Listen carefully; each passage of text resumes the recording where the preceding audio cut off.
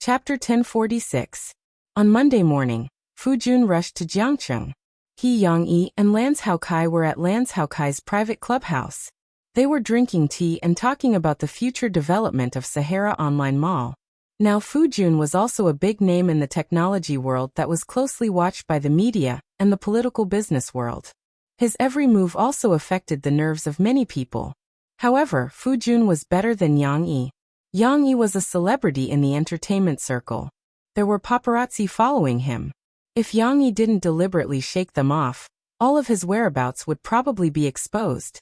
At least, Fu Jun didn't deliberately show off and didn't participate in public activities. There were no paparazzi following him every day. Old Fu, why does the leader over there have such a long reach? Does the ownership of a company have to come to you? Lans Haokai asked curiously. He was talking about the issue of whether Sahara Online Mall should acquire Wangjia Online Mall. Wangjia Online Mall was founded by Zhu Wang, the owner of a large-scale supermarket chain called Wangjia Supermarket in the western and northern parts of Guangdong Province.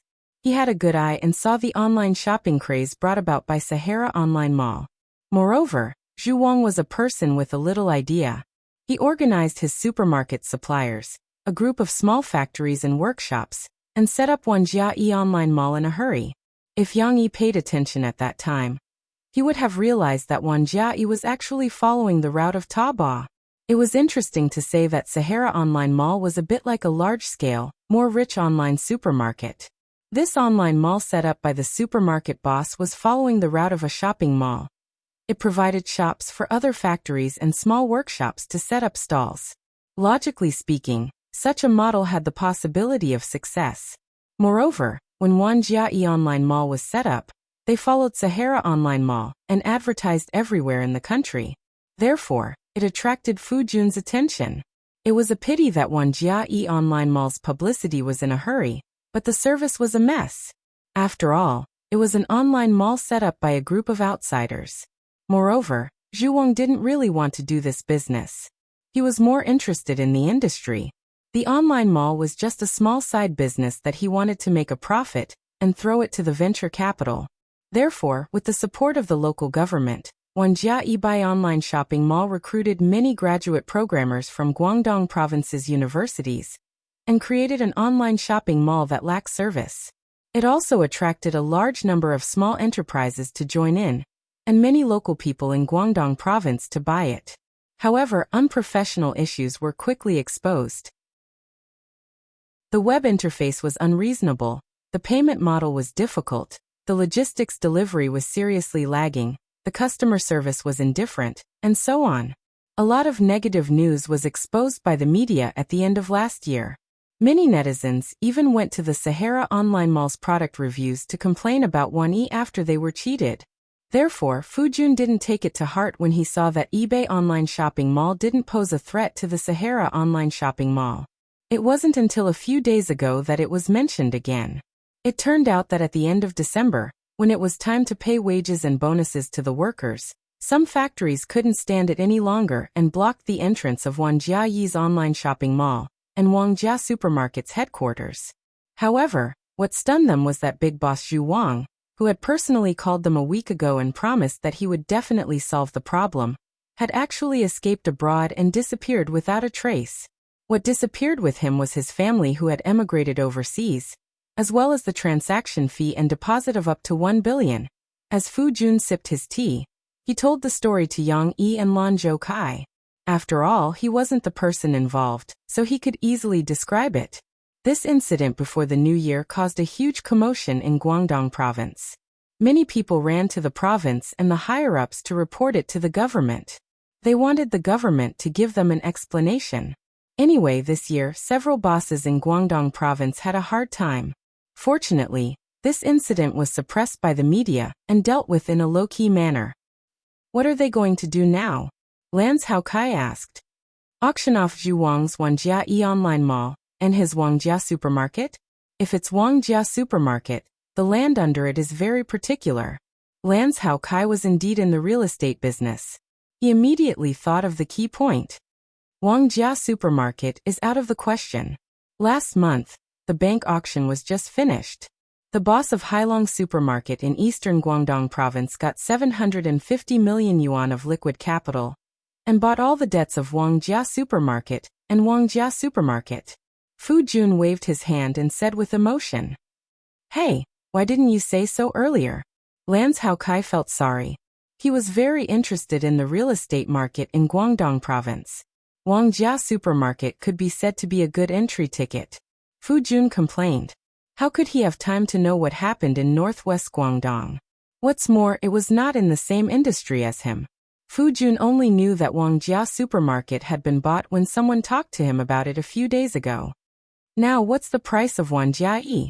Yang Yi thought for a while, looked at Fu Jun and said, since Wangjia Supermarket bought it for 750 million yuan, Wangjia shouldn't be too expensive, right? And they only came to us now. Could it be that Wangjia can't sell it? The online shopping craze caused by the Sahara online shopping mall had spawned countless e-commerce companies. However, this bubble had gradually burst in the past 2 years. Countless companies that did not have the strength and could not grab the cake had been eliminated. eBay was not the first, nor would it be the last. Under this background, even the investors who were jealous of the Sahara online mall's popularity had to think carefully before making a decision.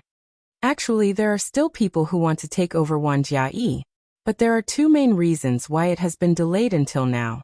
Fu Jun explained to Yang Yi. On the one hand, there are people who want to take over. Their identities are very complicated. Some of them specialize in venture capital, and some of them are traditional manufacturing companies who want to enter the internet business.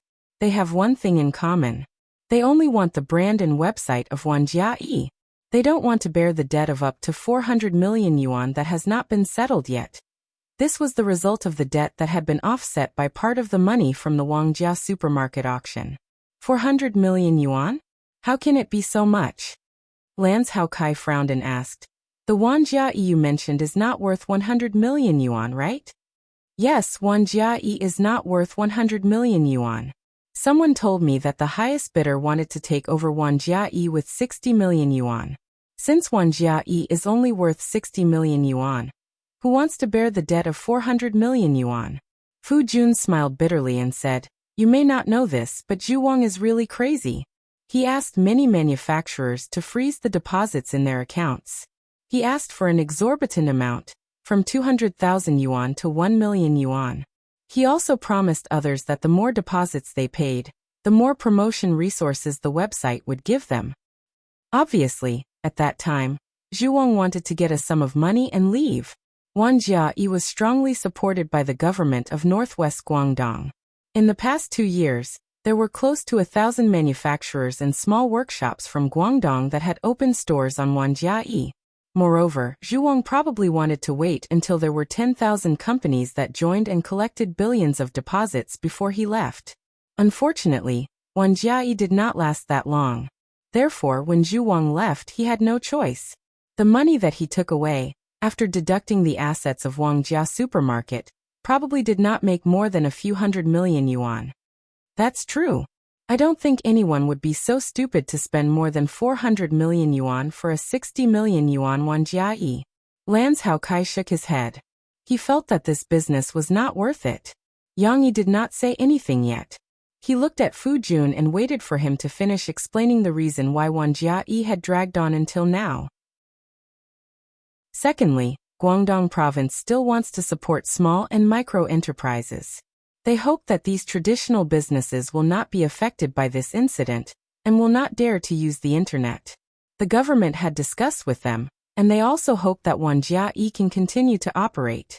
After all, Wangjia had brought them a lot of benefits in the past, and their turnover had increased a lot. Of course, they still have to protect their interests. Fu Jun told Yang Yi. Yang Yi's understanding of Taobao was mostly from his experience in China during the last few years of his previous life. As he rarely went out, he often used other people's accounts to buy things he needed. But he knew that although Taobao did not have a good reputation, it had built a great business platform. For those manufacturers in traditional industries, for those individual operators, it provided the internet path to riches. So, when Yang Yi heard what Fu Jun said, He could not help but admire the foresight of the Guangdong province's officials. Regardless of everything else, their foresight was right on this matter. My wife's cousin was transferred to the business office this month. In the end, Fu Jun paused for a moment. His expression became slightly serious as he talked about the key point of this matter. Actually, someone behind this has considered my relationship with him.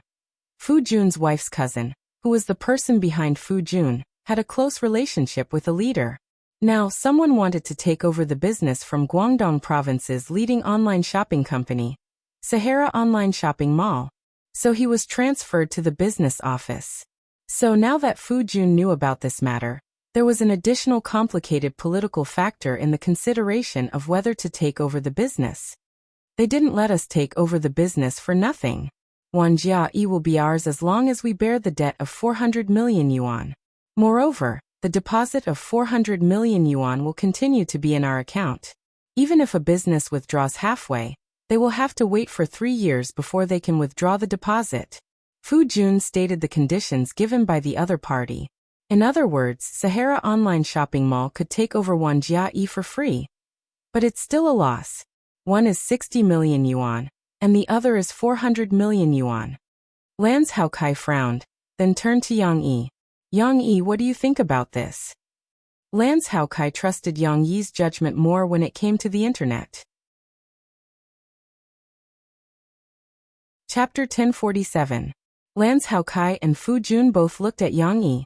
Although Yang Yi rarely directed the development of Sahara Online Mall, Fu Jun still had an indescribable trust in Yang Yi.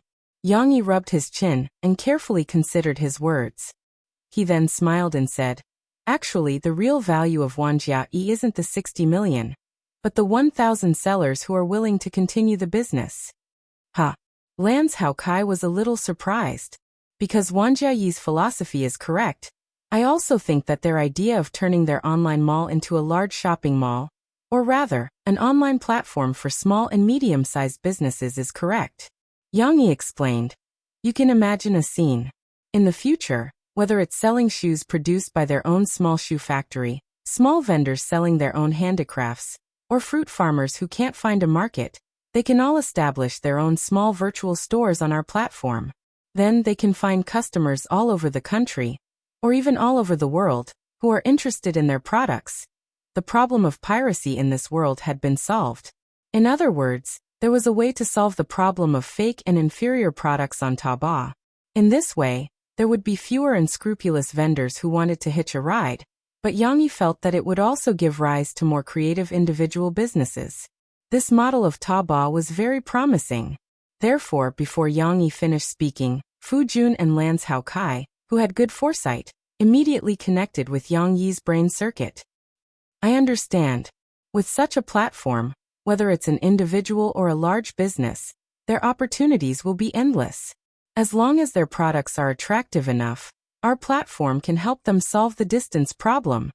Fu Jun waited for Yang Yi to finish speaking, then clenched his fist and said excitedly. Lans Haokai was more realistic. He touched his chin and exclaimed, "It's not just this problem. I remember you said before, Yang Yi, that only when traditional industries are connected with the internet can there be a way out. Otherwise, it will become a sunset industry one day. You're not just saying that we're opening a shopping mall to welcome their goods. Instead, you're saying that we're setting up a platform for them to sell their goods.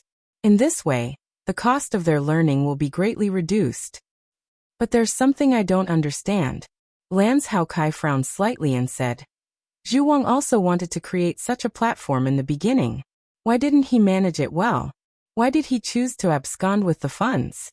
Logically speaking, this platform still has a lot of development potential. If everyone comes to open a shop here and charges a little service fee for every transaction, we'll make a lot of money. That's because our Sahara Online Mall occupies a large market share. Yang Yi explained. It's difficult for emerging small online malls to form an effective scale. Don't look at their turnover of more than 100 million in 2 months. That's spread among 1,000 businesses. Moreover, I think Zhu Wang was already preparing for the current situation when the economy was in a slump. Then when it gradually picked up, Zhu Wang has been transferring assets, and there's a problem with his capital reserves. Later, someone checked and found that his capital chain in the supermarket was broken. If he didn't run, he would have been caught. Fujun nodded and said, he knew some inside information from his own connections. Then we've made a big profit. It's not easy to attract 1,000 businesses. Lance Haokai laughed and said, he's helped us a lot. Now as long as we take over and connect to Sahara's traffic, this platform will definitely be successful. Lance Haokai's brain worked quickly, and he understood immediately. But if we want this model to develop well, we must lower the deposit requirement. Moreover, we can consider waiving the service fee for our businesses in the early stages. Only in this way, our platform can usher in a huge explosion of businesses and users. Yang Yi reminded Lance Haokai, who was already thinking about how everyone in the world would make money for him. Yang Yi himself didn't have much business skills, but he had a wealth of knowledge and valuable experience from others for more than 10 years. Therefore, what he told Lance Haokai was also some information he saw from his previous life. No service fee? And lower the deposit? Lance Haokai looked at Yang Yi with some surprise and asked puzzledly, then how do we make a profit? Fujun also fell into deep thought. There are many ways to make a profit. I'll list a few, and let the people in the company think about the rest. Yang Yi smiled and said. He smiled slightly, but in fact, he deliberately pretended to be unfathomable. In fact, with his lack of experience, he only knew this much. The online store is free, but we have credit verification. If the business pays a deposit, then your goods will appear with a certification mark, or pay a higher deposit. And it can show a sign of 1 to 3 compensation for fake goods. Of course, this deposit won't be too high. It's best to charge 4 or 5 digits according to different grades and product categories. This will be known only after the marketing department investigates. The main reason is to reduce the threshold of opening a store, and also to apply for a refund when the store is closed. However, many little drops make a mickle. The profit of the deposit, I don't need to say this, right? Lance Haokai nodded, and Fujun took out his leather notebook and recorded it carefully. It seemed that everything had returned to the time when he and Yang Yi were doing the Sahara Online Mall together. Second, our stores are also divided into several types. For example, the ordinary stores in the market are open for free, and we don't charge technical service fees. For the prosperous stores, there will be more shops with more beautiful web interfaces, more and better fonts, colors, promotion modules, and other custom modes open. For such stores, we will charge a certain technical service fee on a monthly basis. You can also call it a renovation fee. Fujun immediately understood what Yang Yi meant. He sucked in a breath of cold air and said, that's a considerable cost. Also, we are currently launching such stores with a lower threshold. When the time is ripe, we can invite more big brands to enter, and we will launch a real Sahara Online Mall store. Such stores have a much higher deposit, and there will also be a transaction fee. Moreover, not only do they have to pay, but they also have to be verified by us. They must be brands, manufacturers, or authorized agents on the right track, or individual merchants recognized by us or a third party to stand out from ordinary stores. This is somewhat similar to the shops that we have in the Sahara Online Mall. However, I feel that if we put this together and really make it into a signboard, then in the future, we might be able to carry out god-making activities among ordinary merchants and help them become well-known brands in the country. This is good. Our online mall is even more worthy of its name, Lance Haokai said with a smile. Then, how can we maintain the original characteristics of our Sahara Online Mall? Won't this affect us? Fujun thought of a crucial question. Our Sahara Online Mall is still the same as before. We make the best products and the best service. We can provide first-class customer service, better products, and more reassuring quality. This is something that ordinary stores can't provide. The advantage of ordinary stores is not in their refinement, but in their choice. Yang Yi smiled and said, it's just like how we like to visit all kinds of small shops to satisfy our curiosity. But we also like to visit large supermarkets because we can buy things with more ease and feel more comfortable here. By the way, for people who have a phobia of choice, or men who are too lazy to visit stores one by one, Sahara Online Mall will be their best choice. Fu Jun's worries were resolved, and he also breathed a sigh of relief. He officially put his thoughts into the question of what will we do if we buy Wanjia? It seemed that they had now made a decision. Lance Hao Kai was also thinking about more profit models. He touched his chin and said thoughtfully, "In reality, there are shops with good locations and bad locations. I think we can also refer to this practice when we start Wanjia in the future. If they give us more money, we will put their location in front of the search page." Fu Jun smiled and said, "This is called bidding ranking. In fact, Sahara Online Mall is also doing this. By the way, Yang Yi, our Sahara Online Mall has a lot of new ways to make money. We can also copy them on Wanjia." Fu Jun looked at Yang Yi and said, "For example, some pages of advertising space, link fees, and some promotional activities." Yang Yi listened to the discussion between Fu Jun and Lance Hao Kai with a smile and nodded from time to time. He realized that his two business partners were indeed very smart people. After thinking about it, they were able to come up with ideas that Yang Yi had been preparing to talk about, but hadn't had the time to do so. Perhaps if he let the people in the company brainstorm, they might be able to come up with many of Taobao's profit models that Yang Yi himself hadn't noticed. By the way, if we really want to buy Wanjia, don't be in a hurry to act. Let the government of Guangdong province owe us a favor first. Let them help us promote and call for more businesses to move in. Lance Hao Kai was very familiar with some of the ways to deal with the government, so he suggested, "Don't worry about this." Fu Jun smiled and said, "After doing this, we can be considered a real company in Guangdong province. As long as we don't make any big mistakes, no one will come to trouble us." This was also one of the reasons why Fu Jun flew to Jiangqing to discuss this matter with Yang Yi and Lance Hao Kai. One had to know that this wasn't just a simple business action. There were also a lot of political factors behind it. Moreover, if this model was developed well, it could be exchanged for countless political achievements for some people behind the scenes. Fu Jun felt that his wife's cousin had already benefited a lot from being the leader of this business department. Looking at Fu Jun and Lance Hao Kai talking one after another, Yang Yi also wanted to show off his power. He had already thought about what he would say to Fu Jun and Lance Hao Kai next that they wouldn't expect. For example, changing the name of Wanjia's online shopping mall to Sahara Taobao.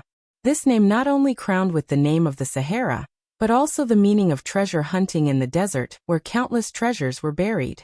For example, in order to protect the interests of merchants and buyers, and to reduce payment risks and turnover time, they also needed to launch a third-party payment platform called Alipay. Yang Yi, Fu Jun, and Lance Hao Kai's tea party that day could be said to be a major event that would change the Chinese business landscape. But whether it was Yang Yi, Fu Jun, or Lance Hao Kai, none of them thought so far and wide. Moreover, Yang Yi, this guy, was actually talking about this new Sahara Taobao. He suddenly thought of something that seemed to be a little unrelated. It was something that involved the happiness of his friends. It wasn't great at all, but it was very important. Chapter 1048. During the break before the fourth period at noon on Tuesday, the sound of the bell could not stop the students from playing around. However, with West Chu's little tyrant calling out, "The teacher is here, the class teacher is here," the noisy classroom suddenly quieted down. The children hurriedly returned to their seats, including Shi. She was holding a shuttlecock and playing with Lan Xian, Lu Xiaoyu, and Du Yuqian in the corridor. West Chu's little tyrant was a nickname Chen Yushuan gave himself when he came back to class this week. He probably watched the large-scale historical costume drama, Tears of the Tyrant, broadcast by Central TV, which took over Drawing Sword. All day long, he wailed and gestured with his small arms like a bodybuilder, as if he could also carry a cauldron. Li Rulin walked into the classroom with a thick stack of exercise books in her hands. She was already used to the children's panic, so she only smiled. When she saw that they had already returned to their seats, she didn't care anymore. She said in a sweet voice, "Students, I finished reading the spring excursion experiences you received yesterday. They were all written very well. It seems like you all have gained a lot from this spring excursion, right?" "Yes." The little ones responded in unison. "It was very neat." Li Ruolin asked a few small questions, such as what they thought was the biggest gain, or if they still remembered the names of the plants they saw in the Institute of Botany. These small classroom interactions stimulated the children's enthusiasm and awakened their memories of the spring outing. Shishi was very enthusiastic. From the beginning of the class, she felt that she could answer all the teacher's questions. Moreover, the little girl was very interested in the questions about the spring outing. Therefore, Shishi had been excitedly raising her little hand high, afraid that the teacher would not see it. However, it was a pity that Li Ruolin didn't call out Cece's name. There were a few times when her gaze stopped on the little girl, and then lightly swept past her. This made Cece very disappointed. Hey, why didn't the teacher ask me to answer the questions? The little girl thought to herself, feeling a little wronged. Of course, this was not a big deal. Shishi just felt a little regretful. The thought flashed through her mind, but she still listened attentively to the teacher. However, after a while Ms. Li got to the point. She began to comment on the essay on the spring outing. Then she mentioned Shishi's name. In the spring outing experience handed in this time, many students wrote articles that left a deep impression on the teacher. For example, student Yang Shi's and student Chao Ruolin's. Li Ruolin named a few students and then smiled. Next, the teacher will first read student Yang Shi's article, and then invite her to tell the students how she wrote a good article, okay? The little girl below the stage was pleasantly surprised. She didn't expect to be singled out and praised by the teacher. One had to know that Shishi had been very disappointed just now, thinking that the teacher had not noticed her. The effect of being singled out and praised by the teacher was very obvious. Lu Xiaoyu used her elbow to nudge Shishi's little arm, giggling and winking at her. After Shishi greeted Lu Xiaoyu, she looked at the podium happily. Ms. Li Ruolin had already taken out the first workbook and began to read Shishi's essay. I'm so happy today because our school went to the spring outing together, and Dad can go with us. We got on the bus. Dad asked me and Lan Xian to teach the students to sing Goodnight Meow. Everyone sang very well. Chi-Chi from class 6 said that she was very envious of us. After getting off the bus, we visited the Botanical Research Institute and the museum. We saw a lot of plants, but my favorite was the rape flower. It was a big yellow rape flower. It was so beautiful. There were also hardworking little bees flying around. We also saw a lot of cultural relics in the afternoon. The tour guide sister said that Jiangqing is my home, and beauty depends on everyone. Oh right, we also played a very interesting handkerchief throwing game at noon. Today was really a happy day. When Li Ruolin was reading, Shishi couldn't help but shyly twist her little butt on the chair. Because the teacher was very emotional, and because these were all written by her, it felt weird to be read out. Moreover, many students couldn't help but look at her. This made Shishi feel happy, but also a little embarrassed. After the teacher finished reading, the class was filled with warm applause. Shishi's essay was very ordinary and didn't even use rich adjectives. After all, Shishi was only in first grade. A child who had just learned how to write not long ago could write a 200-word essay in a complete and orderly manner. It was already very good. Many children even stopped at the daily "Today the sun shines brightly, the sky is clear for thousands of miles" routine. Of course, it couldn't be said that other friends wrote very poorly. The children of this era were exposed to far more information than before. Sometimes, the words they used sometimes exceeded the vocabulary they could write. However, Shishi's organization was better. The paragraphs of the essay were clear. When the teacher read it, it was as if it was a memoir, awakening many beautiful memories of the little guys. This made them very impressed. Come Yangshi, come up to the podium and introduce to the students how you wrote this essay. After Li Ruolin finished reading, she smiled and called Shishi's name. Shishi was a little happy and a little shy. She walked in small steps. One moment, she wanted to walk 2 steps faster, and the next moment, she slowed down in embarrassment. After walking up to the podium, she stood beside the teacher. She didn't know where to place her 2 small hands. One moment, they were intertwined in front of her, and the next moment, she pulled them back behind her in embarrassment, as if she was hiding them. We all know that a lot of interesting things happened during the spring excursion. How did you come up with your article so that you could talk about all the highlights of our spring excursion in detail, like you are doing now? Because some students wrote about the ornamental plants in the morning and forgot to write about our experience in the afternoon. Li Ruolin asked with a smile. That's right. I actually want to write a lot. Shishi was a little nervous at first, so she said hesitantly. Because Shishi had been called up to the podium many times, the little girl soon adapted to it and spoke fluently. I told my papa that I wanted to write about the snacks my papa sent. There were orange juice soft candies and delicious small steamed buns. Then Lon Xian said that it was super delicious. Li Ruolin found that Cici seemed to want to repeat the whole day's experience and couldn't stop. She hurriedly interrupted her and asked, "Then how did you make the choice later?" I am Papa, tell me. Papa said that I have to write all the things I want to write, and then I have to leave the things that I think are very important and interesting." Shishi's eyes were smiling, and her eyebrows were curved. She looked very cute. She smiled and said, "So I have a lot to write." "Oh, I see. That's right. We have to learn how to choose and leave out the important and interesting parts. This way, our articles will be rich in content and not too confusing." Li Ruolin nodded her head approvingly. "There's more." Shishi was a little anxious. She tiptoed and turned to Teacher Li and said, "Teacher, let me tell you, I wrote a lot in my diary. Papa said that I can write everything in my diary." Shishi was not only satisfied to be able to speak freely and share her experience on the podium, but she also felt that she had done a good thing and helped other students. The little girl was in a good mood all morning. At noon, she, Lon Xian, and Lu Xiaoyu went to the cafeteria for lunch. Shishi was still talking to Lu Xiaoyu about the essay for the spring outing. "There are a lot of words that I don't know how to write, but Papa said that you can write pinyin first, and then look it up in the dictionary after you finish writing. But you don't know how to write pinyin.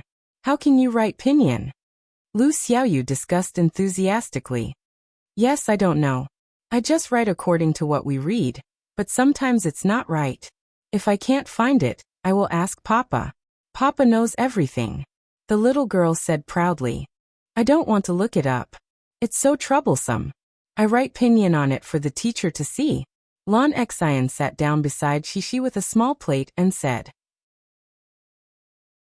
"But if you don't look it up, you still don't know how to write it." Shishi was a little confused. Just as the three girls were chattering away, a little boy suddenly sat down in front of them with a plate in his hand. It was Chen Yuxuan. What was this little overlord of Western Chu doing here? Chapter 1049. After the spring excursion, West Chu's little conqueror frequently appeared in front of Shishi. He didn't have any complicated thoughts. He just felt that during the spring excursion, this girl who usually only had good grades and was the answer bank that he coveted, had now become very interesting. It was inevitable that boys would admire beautiful girls who loved to sing and dance. This could be said to be a historical rule. But for the current Chen Yuxuan, his thoughts were much simpler. "I, Chen Yuxuan, want to play with the most interesting girls." Therefore, he began to show off in front of Cici often, deliberately pretending to speak loudly in order to highlight his presence. But unfortunately, Shishi's attention was not on him at all. In class, when he knocked over his stationery box and made a clattering sound on the ground, Shishi only glanced at it. When she saw him pick it up, she continued to listen to the teacher attentively. During the break between classes, when he was meowing strangely, Cici was happily kicking shuttlecock with her little friends. They couldn't attract the attention of the nervous and excited little girls at all. And when Chen Yuxuan pulled the other boys to the back of the classroom to talk loudly and brag, Shishi wasn't affected at all. After Lon Xian's invitation, the two girls held hands and went to the bathroom together.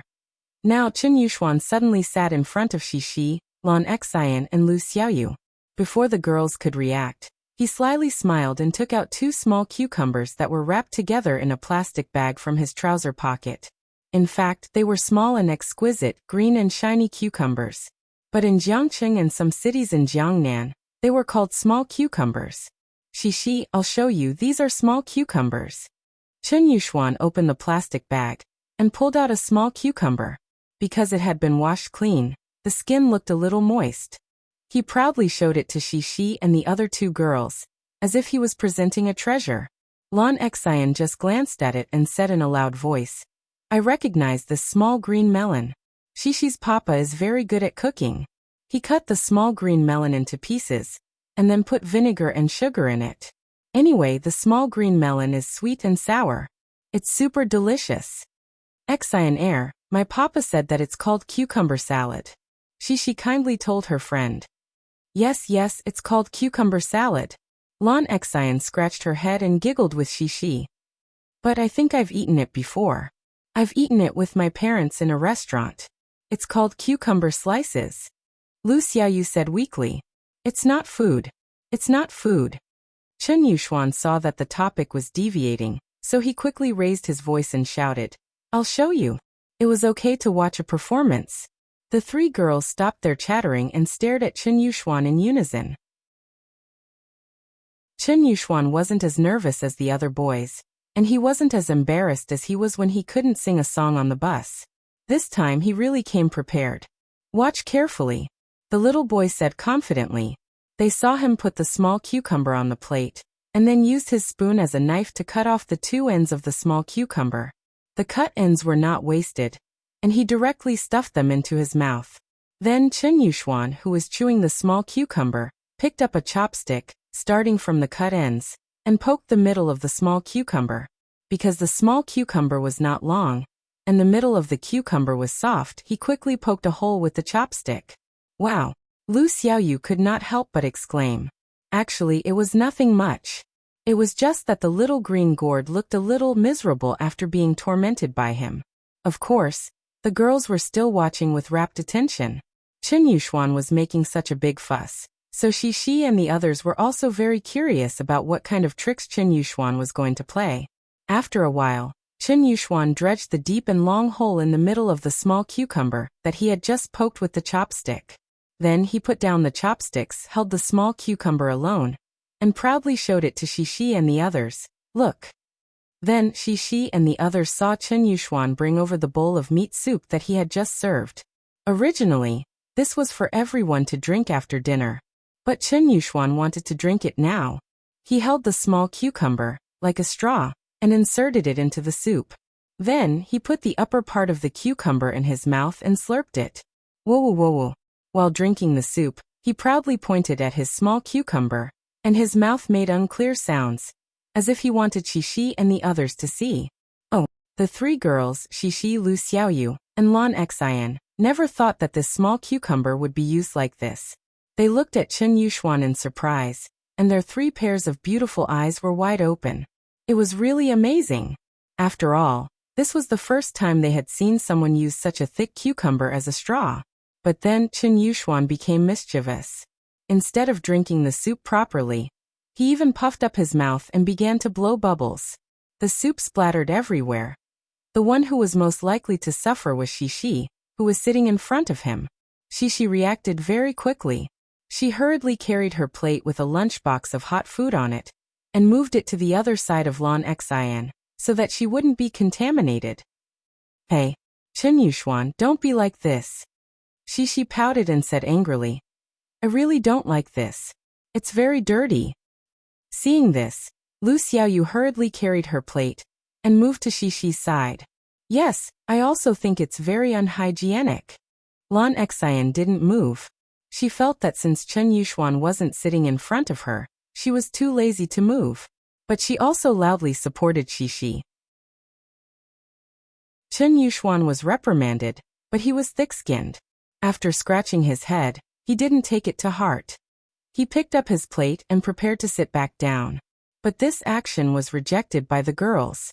Whether it was Shishi, Lan Xian, or Lu Xiaoyu, they were all girls who were very particular about hygiene. They didn't want Chen Yuxuan to sit in front of them. Of course, they didn't have any objections to Chen Yuxuan sitting in his original position. After all, they just didn't like Chen Yuxuan's unhygienic actions when eating. They didn't directly dislike Chen Yuxuan. Moreover, whether it was Lan Xian or Shishi, they were actually a little interested in Chen Yuxuan's little invention. Do you want to try it too? Chen Yuxuan saw Lan Xian's bright eyes. He took out another small cucumber, and handed it to her generously. Lan Xian was eager to try, but she stopped her. Xian you can't. She said very seriously. Papa said that outside, we can't eat things given by others. If we want to play this, wait until we get home. Let's play together then. All right. Lan Xian glanced at the little cucumber with a hint of reluctance in her eyes, and she hesitated for a long while before withdrawing her hand. Lan Xian and she received the same child safety education. Those picture books were all written by Yang Yi, so she understood everything that she said. If you don't want it, then I'll eat it. Chen Yuxuan saw that Lan Xian didn't want it, so he took the small cucumber back. While muttering indifferently, he pulled down the plastic film and ate it with relish. In the soup bowl next to him, the small cucumber straw was still there. Chen Yuxuan was going to drink the soup with it later. Chapter 1050. In the evening, the two girls came back from school. Lan Xian didn't go home, and she didn't take out her homework to do. After they dropped their school bags, they went to the kitchen while muttering. There was a burst of noise coming from the open kitchen door. What are you doing? Yang Yi felt very strange in the car. At that time, when Lan Xian wanted to say something, she pulled her and said, "Don't say it first." Now that the two girls were mysteriously doing something, he walked into the kitchen and asked with a smile. She and Lan Xian were in front of the refrigerator. The door of the large refrigerator below was open, and the light shone on the two girls' faces. Lan Xian was standing, and she was bending over. The two girls were muttering something, and he didn't know what they were looking for. Hearing her father's voice, she seemed to have a feeling of being caught doing something bad. She straightened up in a panic, and pulled out a black bag that she was carrying. But now there was nowhere to hide it. The little girl was bashful and embarrassed, and she smiled at her father with curved eyes. Hee. Laughter can solve a lot of problems. For example, after the little girl smiled for a while, she realized that she didn't seem to have done anything bad. She was just looking for experimental materials with Lan Xian. What are you laughing at? Yang Yi looked at his daughter's silly look and couldn't help but smile. We are looking for small green melons. But we are just looking for big green melons. She explained, holding the black bag. Lan Xian next to her took out a small green melon with thorns. Papa, do we have small green melons at home? P.S. Don't ask why I keep saying green melons. I'm afraid you will misunderstand. After the little girl asked, she looked at her father eagerly. We don't have small green melons. In fact, small green melons are the same as the one you are holding. Do you want to eat green melons fried with vegetables tonight? Yang Yi asked, puzzled. No. We are making a straw that can drink water. Lan Xian waved her fleshy little hand, directly revealing the spoiler. She looked at her friend anxiously. Why did you say it so soon? She should have let her father guess. Do what? Yang Yi was confused, thinking that he had misheard. Hee, Papa, let's show you.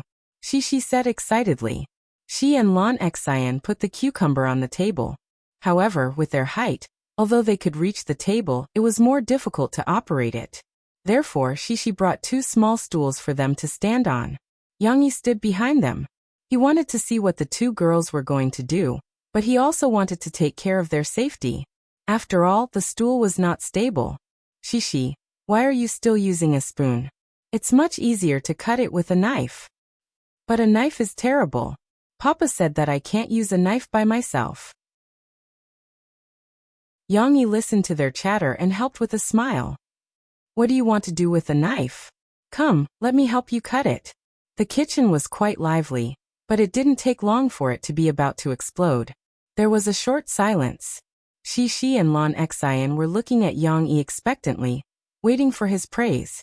However, Yang Yi's face soon darkened, and he asked exasperatedly, who taught you to make this cucumber straw? A quarter of an hour later, she sat obediently in front of the desk in the living room. When her father suddenly became serious, it was too scary. Although she knew that her father was not angry at her, it was rare for him to be so fierce, and the little girl was still trembling with fear. She tried her best to pretend to be a good student and child. She didn't even dare to move her little, and could only bury her head in her homework. Then, she secretly pricked up her ears to listen to the movements in the kitchen behind her. Of course, the kitchen door was closed, so she couldn't hear anything from her mother and father's conversation. However, there was still some movement next to her. She turned her head and saw Tong Tong walking over with a grin. He was holding a toy ambulance that was about the size of his palm. Tong Tong was not affected at all.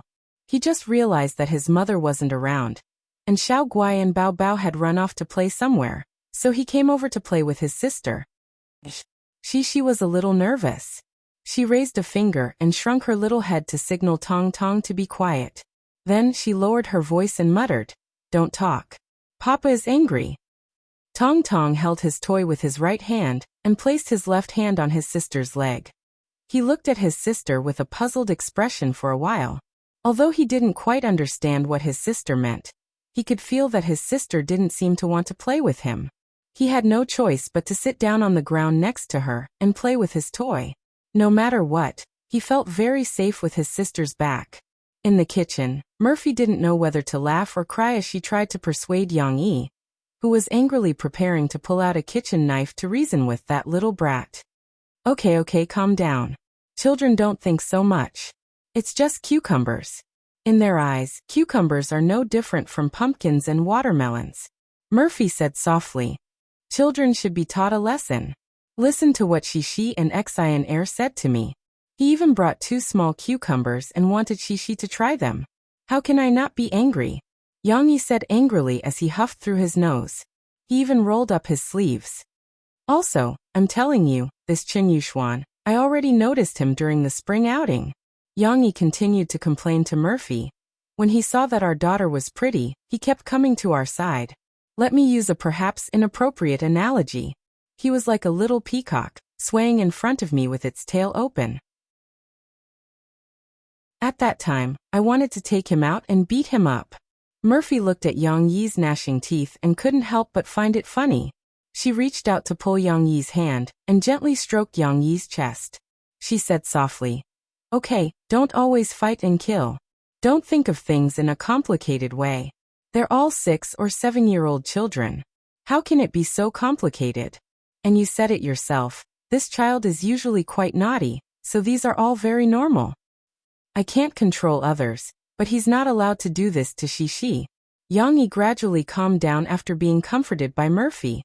However, he still couldn't help but say this resentfully. "But you can't hit or scold other people's children. After all, he might not have done it on purpose. He's just like Shishi when she came back tonight.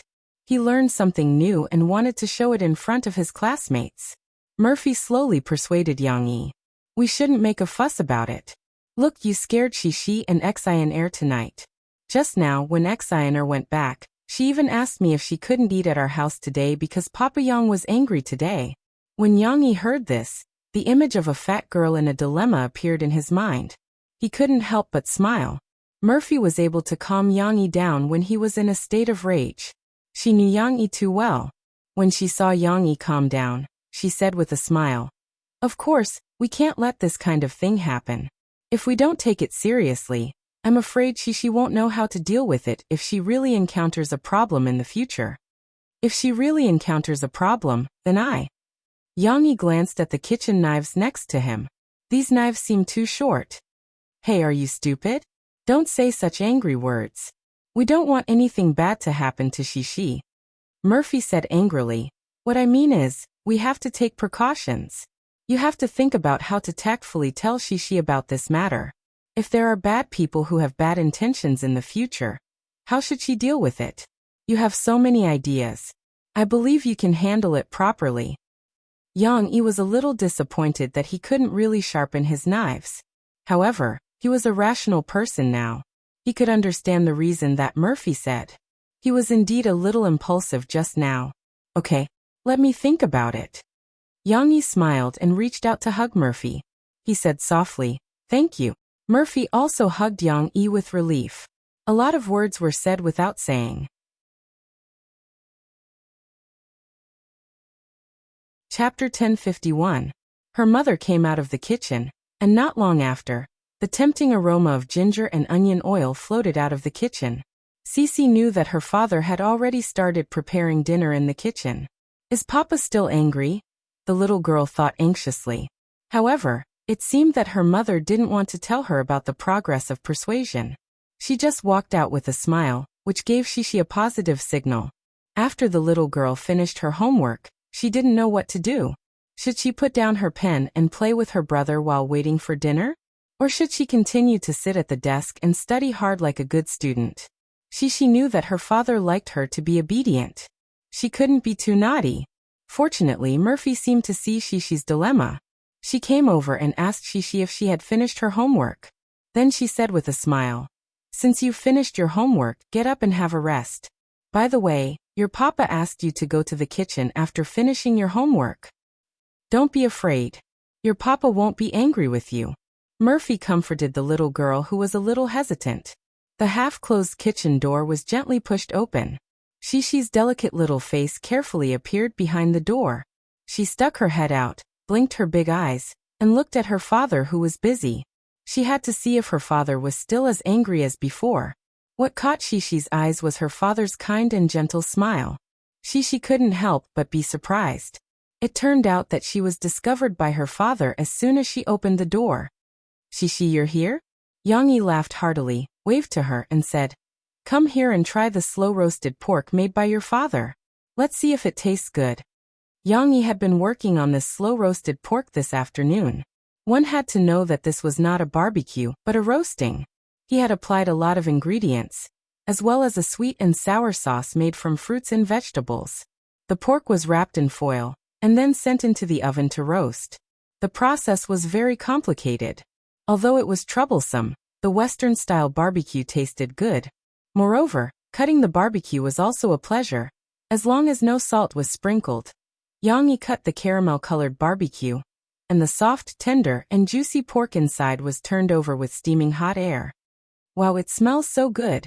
Shishi smelled the rich fragrance of the meat and couldn't help but go to her father's side. She held the kitchen counter with her two small hands and opened her eyes wide, watching her father cut the barbecue. Her father's warm attitude just now made the little girl feel relieved. As long as her father wasn't angry, she could still be familiar with him. She could act coquettishly and rely on him. Yang Yi cut a piece of the most tender barbecue pork with the knife, and dipped it in the sour plum sauce that he had prepared earlier. Holding it in his hands, he bent over to Shishi and said with a smile, "Come try it. See how good Daddy's cooking is." Shishi was already craving for it. At this moment, she forgot to speak. She only cared about opening her small mouth and biting the warm barbecue pork into her mouth. The sour and sweet taste of the sour plum sauce stimulated Shishi's taste buds, and the delicious taste of the meat filled the little girl's senses. Not only was it fragrant, but the texture was also top-notch. With a light bite, the soft pork spread out like ice cream, and with a bite of the high moisture content of the pork, the gravy overflowed. At this moment, satisfaction was written all over the little girl's face. "Is it good?" Yang Yi saw that she had forgotten to speak, so he asked with a smile. Shishi nodded vigorously. Then she leaned on the counter and anxiously stamped her feet. It seemed that she couldn't open her mouth to speak. She was almost suffocated. In addition to being anxious, she raised her small head with satisfaction and smiled radiantly with her father. "Later, let's send a portion to Air and her parents to try. Then we'll come back to eat, okay?" Yang Yi smiled and said, "Daddy made a lot of barbecue today. We can't finish it alone." Shishi finally chewed up the barbecue pork in her mouth and swallowed it. At this time she couldn't wait to giggle with her father and said, "It's so delicious. Daddy, it's really delicious. I like the sour and sweet taste very much." Then okay. Let's also let Air eat it. She should like it very much." It seemed that Cece was almost suffocated from not being able to express her feelings with words just now. Seeing Shishi beaming with joy, Yang Yi secretly breathed a sigh of relief in his heart. After bribing Shishi, Yang Yi tidied up a little. He took off his gloves and squatted down. While helping Shishi tidy her clothes, he looked into the little girl's clear eyes and said softly, "Shishi, Daddy wants to apologize to you. I suddenly got angry just now. Maybe I scared you." She didn't expect that her father would suddenly take the initiative to apologize. She blinked her eyes in surprise, but soon she reacted. The little girl stepped forward and put her arms around her father's neck. She snuggled into her father's arms and twisted her body like a spoiled child. She smiled and said, "Daddy, it's okay." It was okay. Daddy was so scary just now, but she liked her father who was calm and gentle like he was now. It's all Daddy's fault. Yang Yi rubbed Shishi's little head lovingly and said, "Actually, Daddy didn't lose his temper at you, nor did he blame you in Air. Daddy just thinks that it's not very good for you to learn how to use cucumber straws." Shishi snuggled comfortably in her father's arms and sat on her father's knees. She asked curiously why. "Because this is something you can't understand now. When you grow up, you'll understand."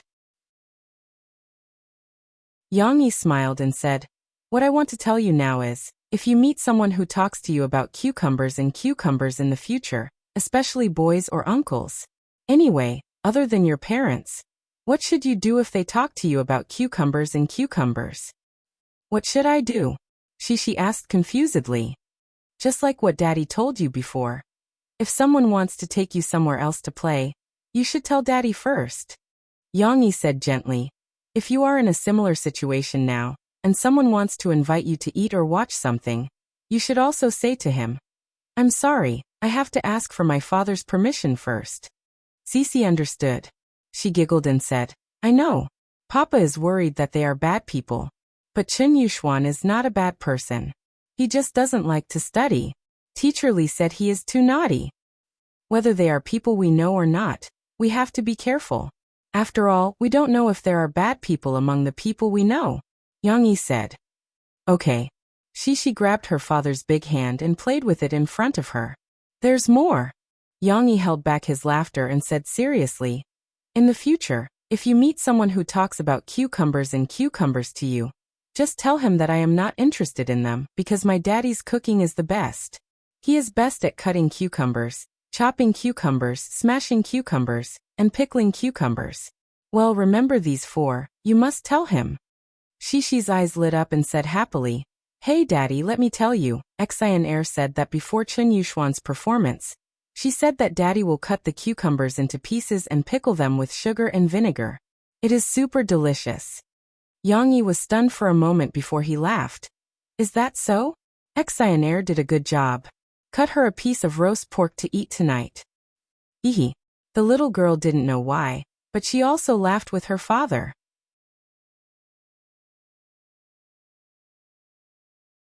Chapter 1052. After entering April, whether it was The Shawshank Redemption, the animated film Frozen, or I Am a Singer, which was about to be released during the summer vacation, they all carried out an overwhelming amount of publicity. Of course, since March, Jiangnan TV station had been broadcasting various promotional videos for I Am a Singer. Whether it was the introduction video of the luxurious recording studio, or the individual promotional videos of several singers, their publicity for I Am a Singer had never been reduced. On the other hand, it could be seen that the advertisements of the influential media and broadcasters on the internet and microbroadcasting were all produced by China Star. After all, they were more skilled at these little tricks. However, some uninvited media were very interested in the two movies related to Yang Yi that were released at the same time during the summer vacation. They did not hesitate to make a comparison between the two movies of completely different genres to guess which one would get a higher box office. The Shawshank Redemption is undoubtedly the most anticipated movie of this summer vacation. Whether it is Yang Yi's storywriting ability, the great director Wu Yayan, or the big-name actors Chen Fengchen, Li Baogua, Jie Yuchen, etc., the box office appeal is far stronger than an animated film without a star as a foil. But Frozen was after all personally invested in by Yang Yi. The story and character design were all written by Yang Yi. And the company that produced the Mantis Shrimp animation also had Yang Yi as a shareholder. Yang Yi has always been good at creating miracles.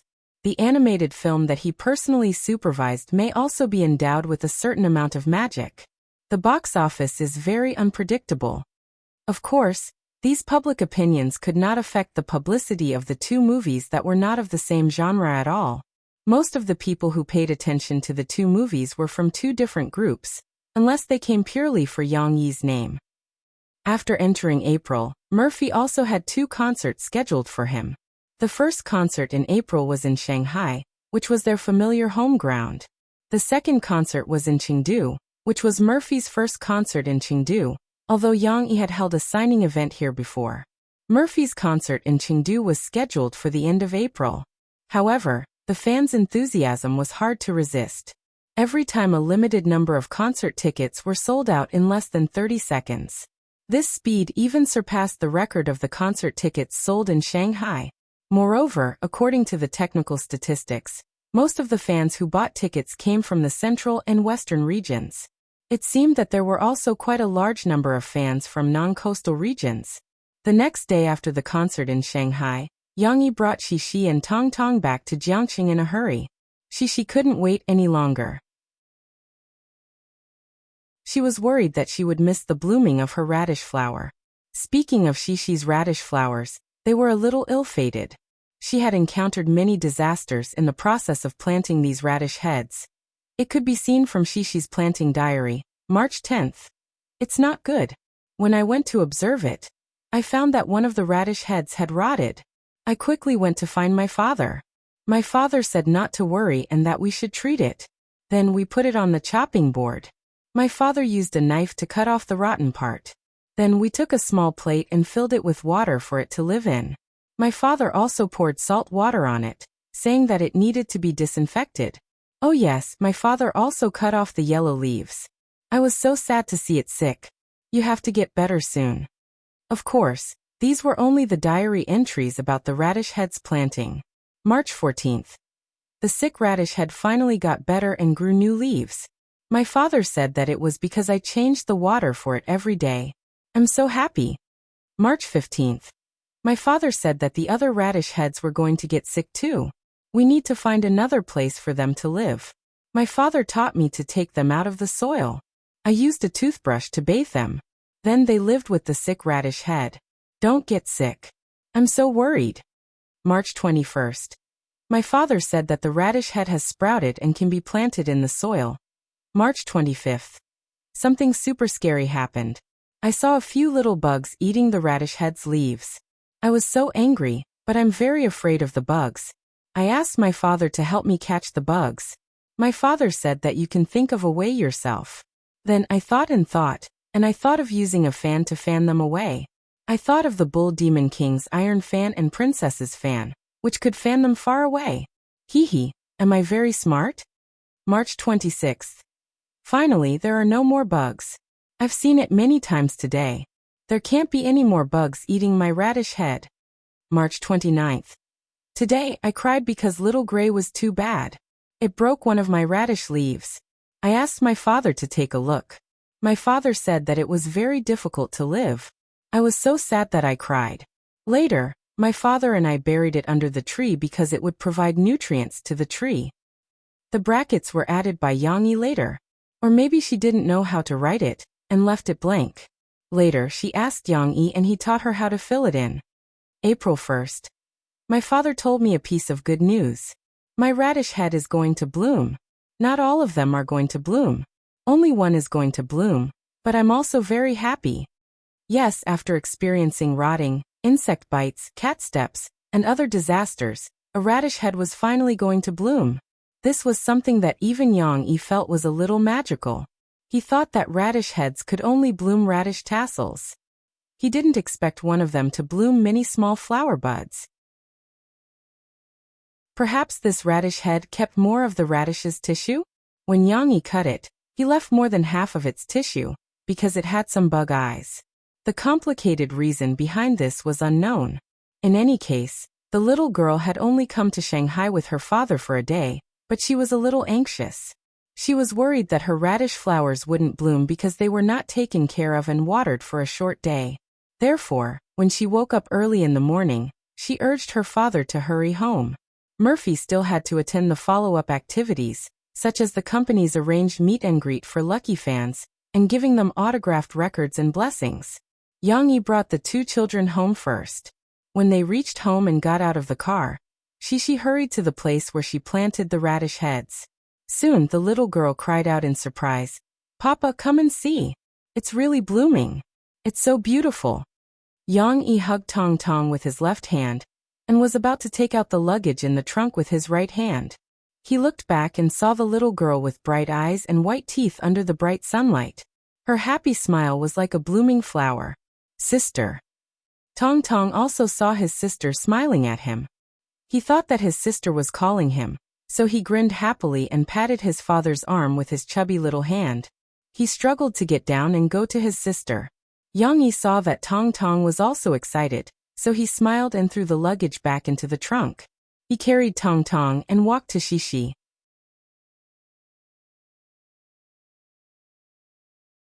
Chapter 1053.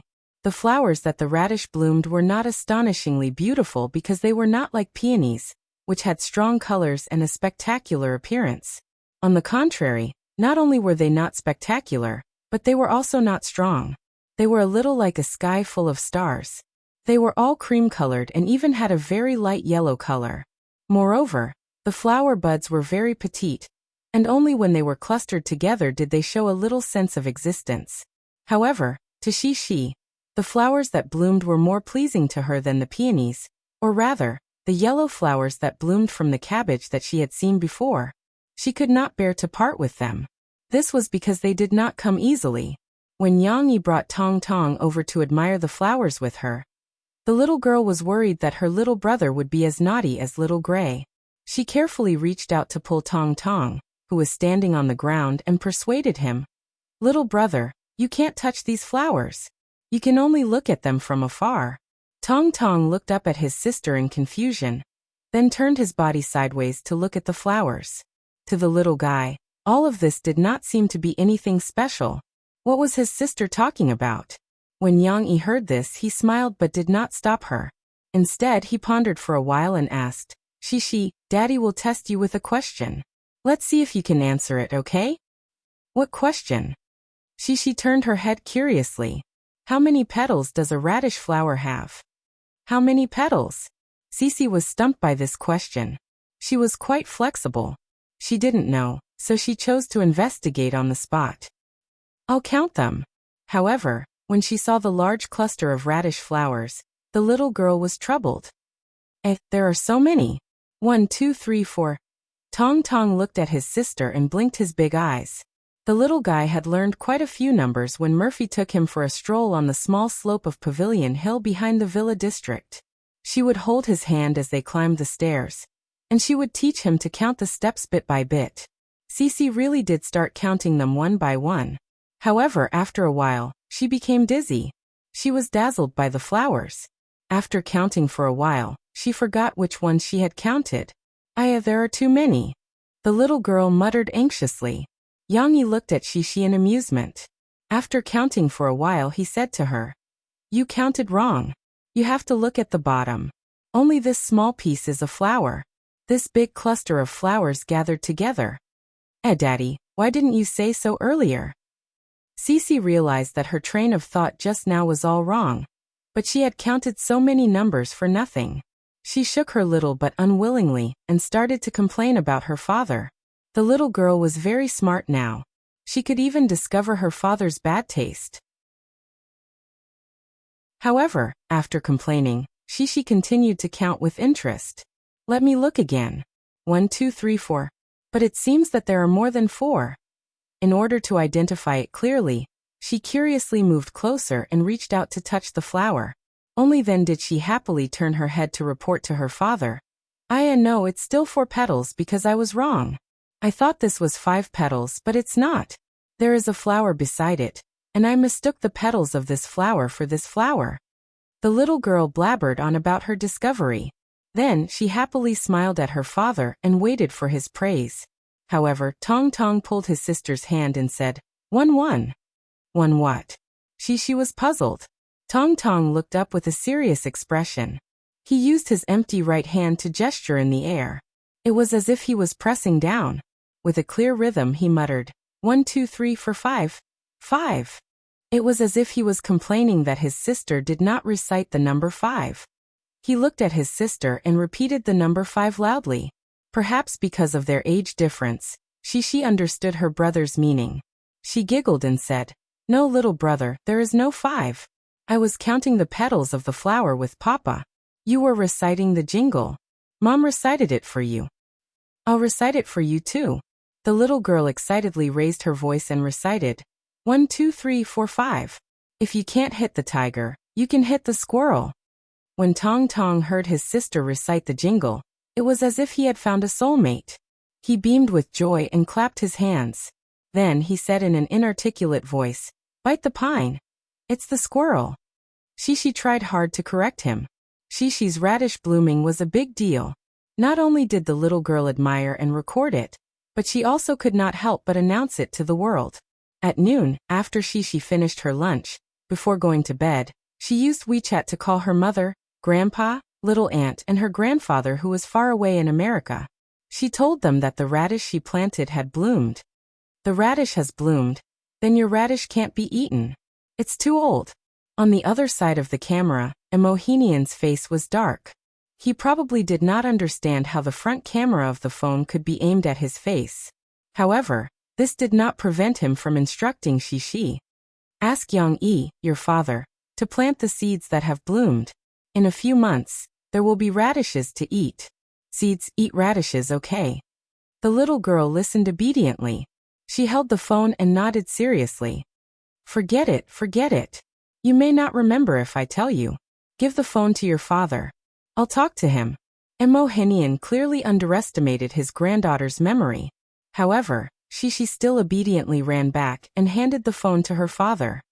"Papa, Grandpa wants to talk to you." After a while, Yang-yi explained to Emohenian that he was not going to plant radishes for Shishi. This was just one of Shishi's science assignments. "Shishi, instead of sleeping at noon, you actually went outside to look at the radish blooming. You even disturbed Grandpa's rest. Do you know that it's already very late abroad?" After Yang-yi put away the phone, he reached out and rubbed the little girl's hair. "Okay, then can I call Sister Xiaowei, little Yu and the others? Also Chi-Chi, Shiryun Zhaoyu," Shishi said to her father with a smile. "No, it's noon now. You have to take a nap. Look, your brother is already taking a nap."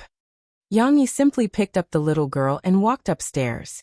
He smiled and said, "If you want to tell your other friends, you can wait until the afternoon or tomorrow when you go to school. You can take a few photos.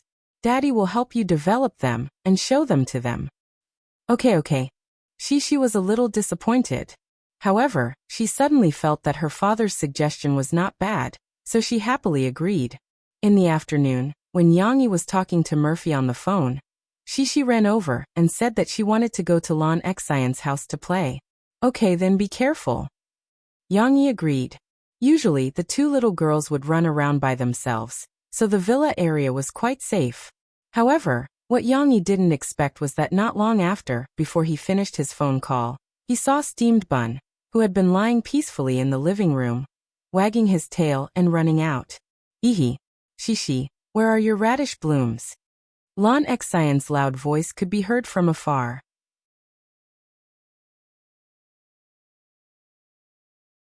Chapter 1054. On Monday, Yang-yi made a rare business trip to Guangdong Province. Together with Fu Jun and Lance Haokai, he attended the signing and release ceremony for the acquisition and expansion of Wanjia Ebai's online shopping mall. Of course, Yang-yi was only the second shareholder of Sahara, and met with a few of the main leaders of Guangdong Province. He did not show his face at the press conference. This kind of thing to be in the limelight and improve his image was meaningless to Yang-yi. Lance Haokai was very interested. Speaking of which, the negotiation process was very short. After all, both sides were willing to cooperate. Moreover, Guangdong Province was very satisfied to see Sahara's plan to support small micro-enterprises and individual merchants.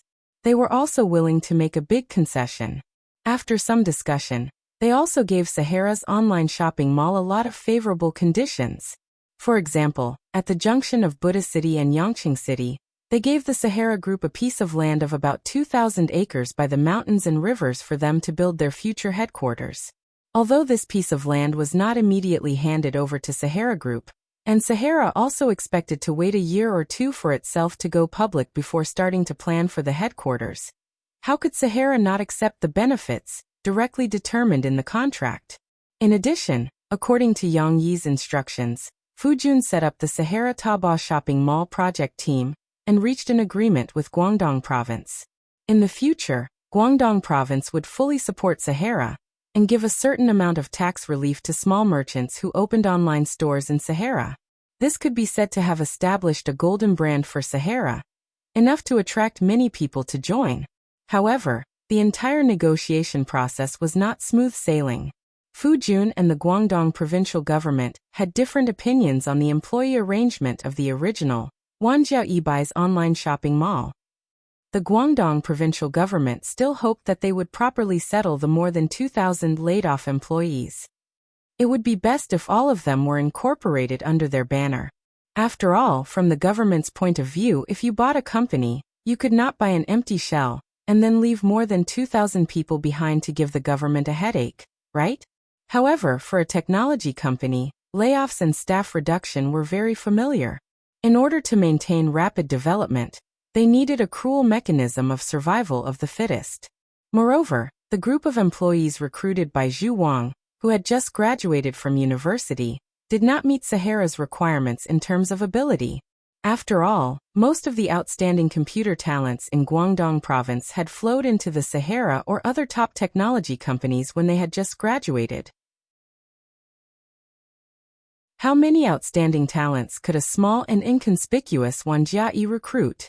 Therefore, accepting these 2,000 people was more of a burden for the Sahara Desert. Letting them enjoy the same level of benefits as the other employees was also unfair to the other employees. At one point, this issue had been on the negotiating table for nearly a week. That was until Fu Jun made a concession. Of course, this was also Yang Yi's idea. He asked Fu Jun to evaluate the 2,000 people. Those who met the standard would be assigned to the Sahara Express that Li Long was in charge of. In the future, if their ability improved, they could also choose to be transferred to the head office.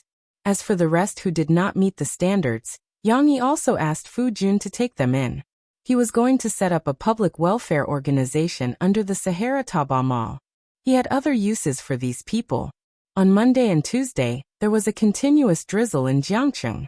Finally, on Wednesday, the sky finally cleared up, and the warm sun shone on the earth. The sun was not too hot, so there were some traces of rain on the campus of Huijia Primary School. Under the shade of the trees, there were puddles of rainwater that had not been dried by the sun. The wet leaves stuck to the ground, making it look a little messy. Oh, there are so many leaves. Early in the morning, the voices of a few girls broke the silence of the world. Cece's mutterings were echoed by Lu Xiaoyu. She also pouted and grumbled. That's right. There are so many leaves. How long will it take to sweep them? At this time, Shishi's rich experience in helping her father with housework came in handy. She smiled and said, No, little Yu, let me tell you. When we sweep these leaves in the water, we can't use brooms like ours.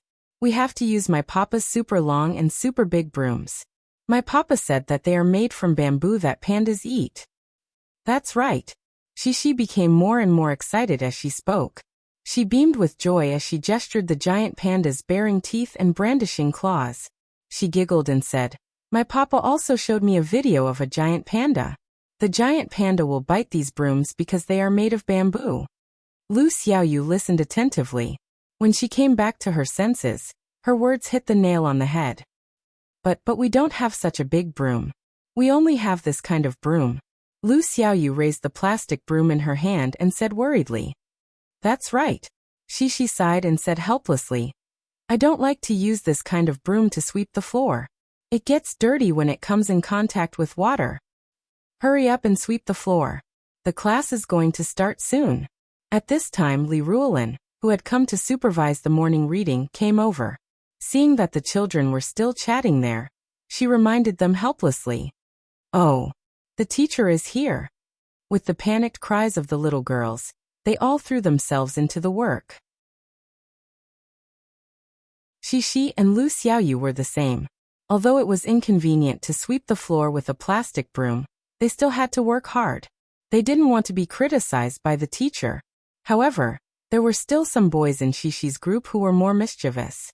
For example, Jiang Chen. This little boy was short and lacked a domineering aura compared to Chen Yuxuan, but he was also very active. Usually in class, he would make a lot of small movements.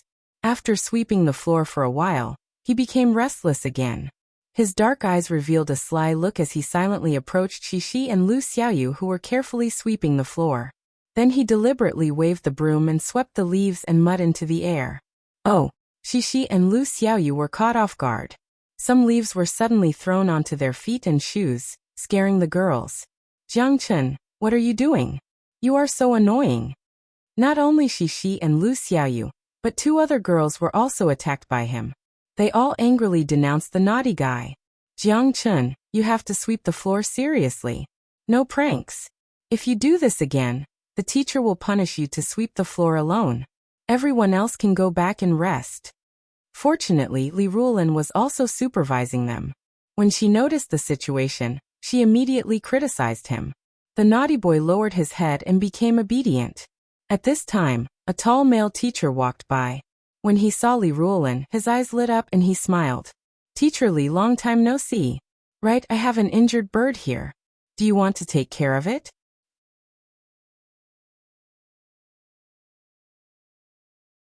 Chapter 1055. Zhao Quming was a PE teacher in Huijia Primary School. He was currently teaching the 4th and 5th grade classes. However, in the previous school year, before Li Ruolin was transferred to teach the 1st grade, he had taught Li Ruolin's PE class. Therefore, the 2 of them could be considered old acquaintances. This morning, he was in charge of inspecting the school's hygiene and cleanliness. However, when he passed by the grassy field behind the first teaching block, Zhao Quming heard a very weak chirp, chirp, chirp sound.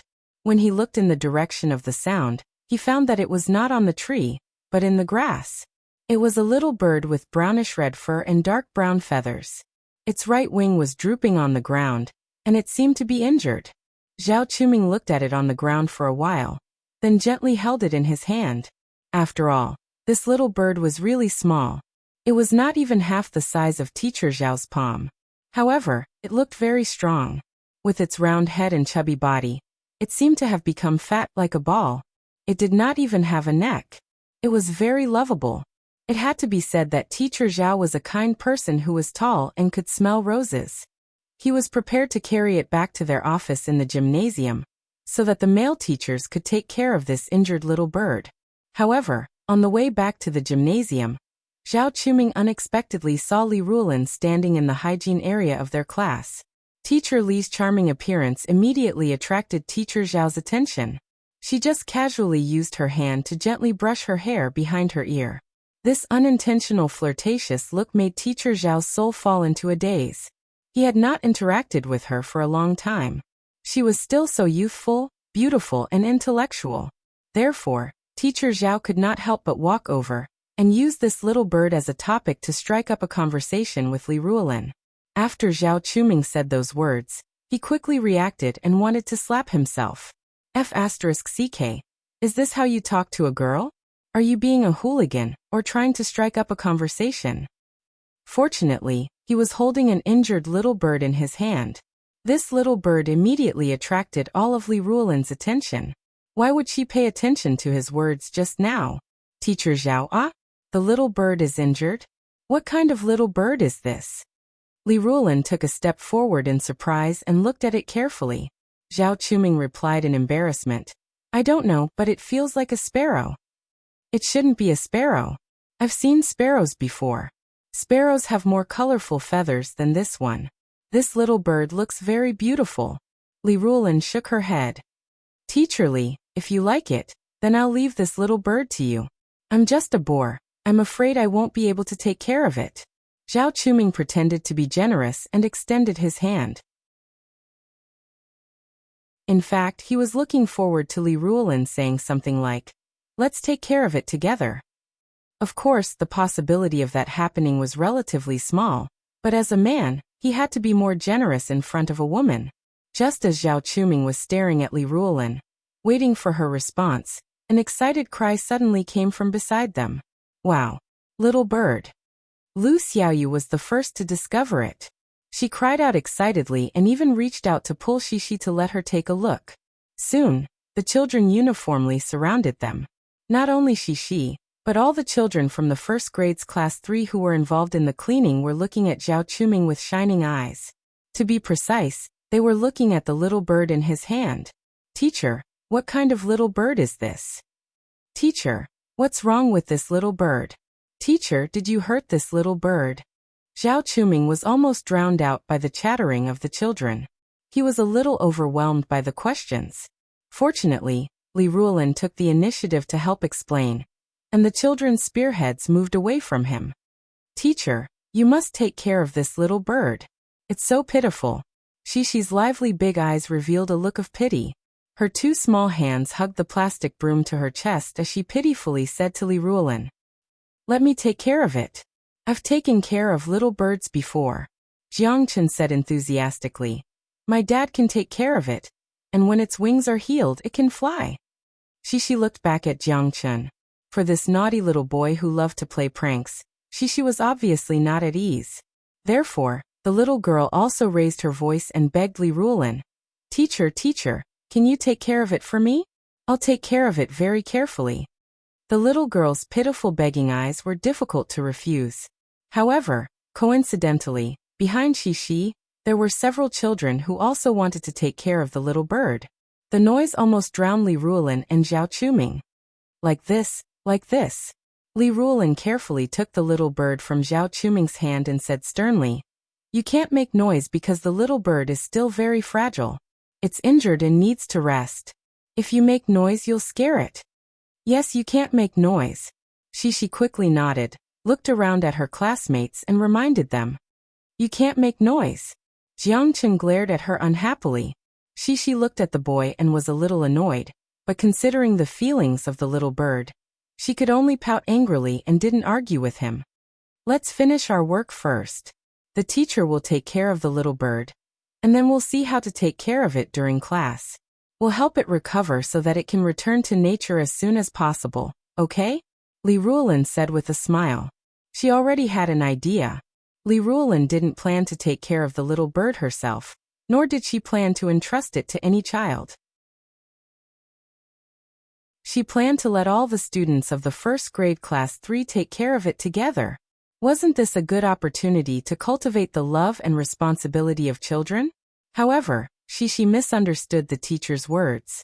She thought she had to perform well to win the teacher's approval, and obtain the right to take care of the little bird. Okay little fishy, let's go sweep the floor." Shishi suddenly became super energetic. The little girl ran first, and tried her best to sweep the leaves with water that were the most difficult to sweep. Li Ruolin saw that the little guys consciously went to sweep the floor, and didn't continue to buzz around her. She finally let out a sigh of relief and looked at Zhao Chuming with a bitter smile. There was a short break between the morning reading class and the first class. The students on duty, who went out to sweep the floor, came back with their tools.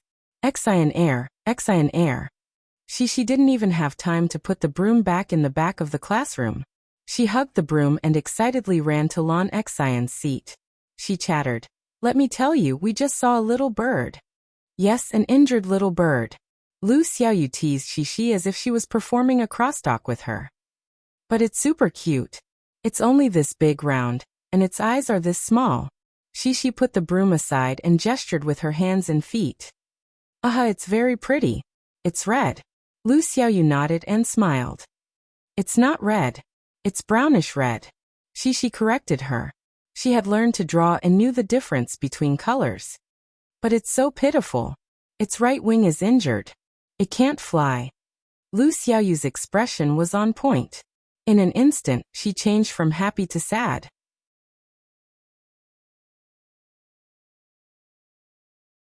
Chapter 1056. I want to tell Mr. Li that we can raise a bird because we have a big house. The bird will like it, Shishi said expectantly. Lu Xiaoyu sighed regretfully and said, "My house can't do that. My dad won't let me raise a pet. But if the bird lives in our house, you can also come to my house to play. That way you can see the bird."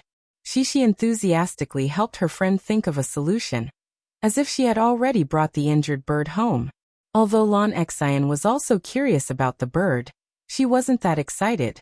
She sat calmly in her chair, looking at Xixi and Lu Xiaoyu for a while. Her head was also spinning. Finally, she waited for a break in the conversation between Xixi and Lu Xiaoyu. She hit the nail on the head and asked, "But Xixi, you already have 3 cats at home. How can you raise a bird?" The joy on Xixi's face froze. The little girl frowned slightly, thinking about Lan Xian's words. Yes. Lu Xiaoyu's reaction was more direct. Because she wasn't the one who wanted to raise a bird, she exclaimed. "I've seen on TV. Cats will catch birds to eat." Xixi also knew. So the little girl was now very confused. She muttered, But we can raise the bird in a cage. We used to raise little goldfish at home, and nothing happened." If Yang Yi was here to hear this, he would definitely cover his face with his hands. A string of inner monologues would appear on his forehead. "Daughter, you don't know. It's not that your little goldfish is fine. It's that you think it's fine."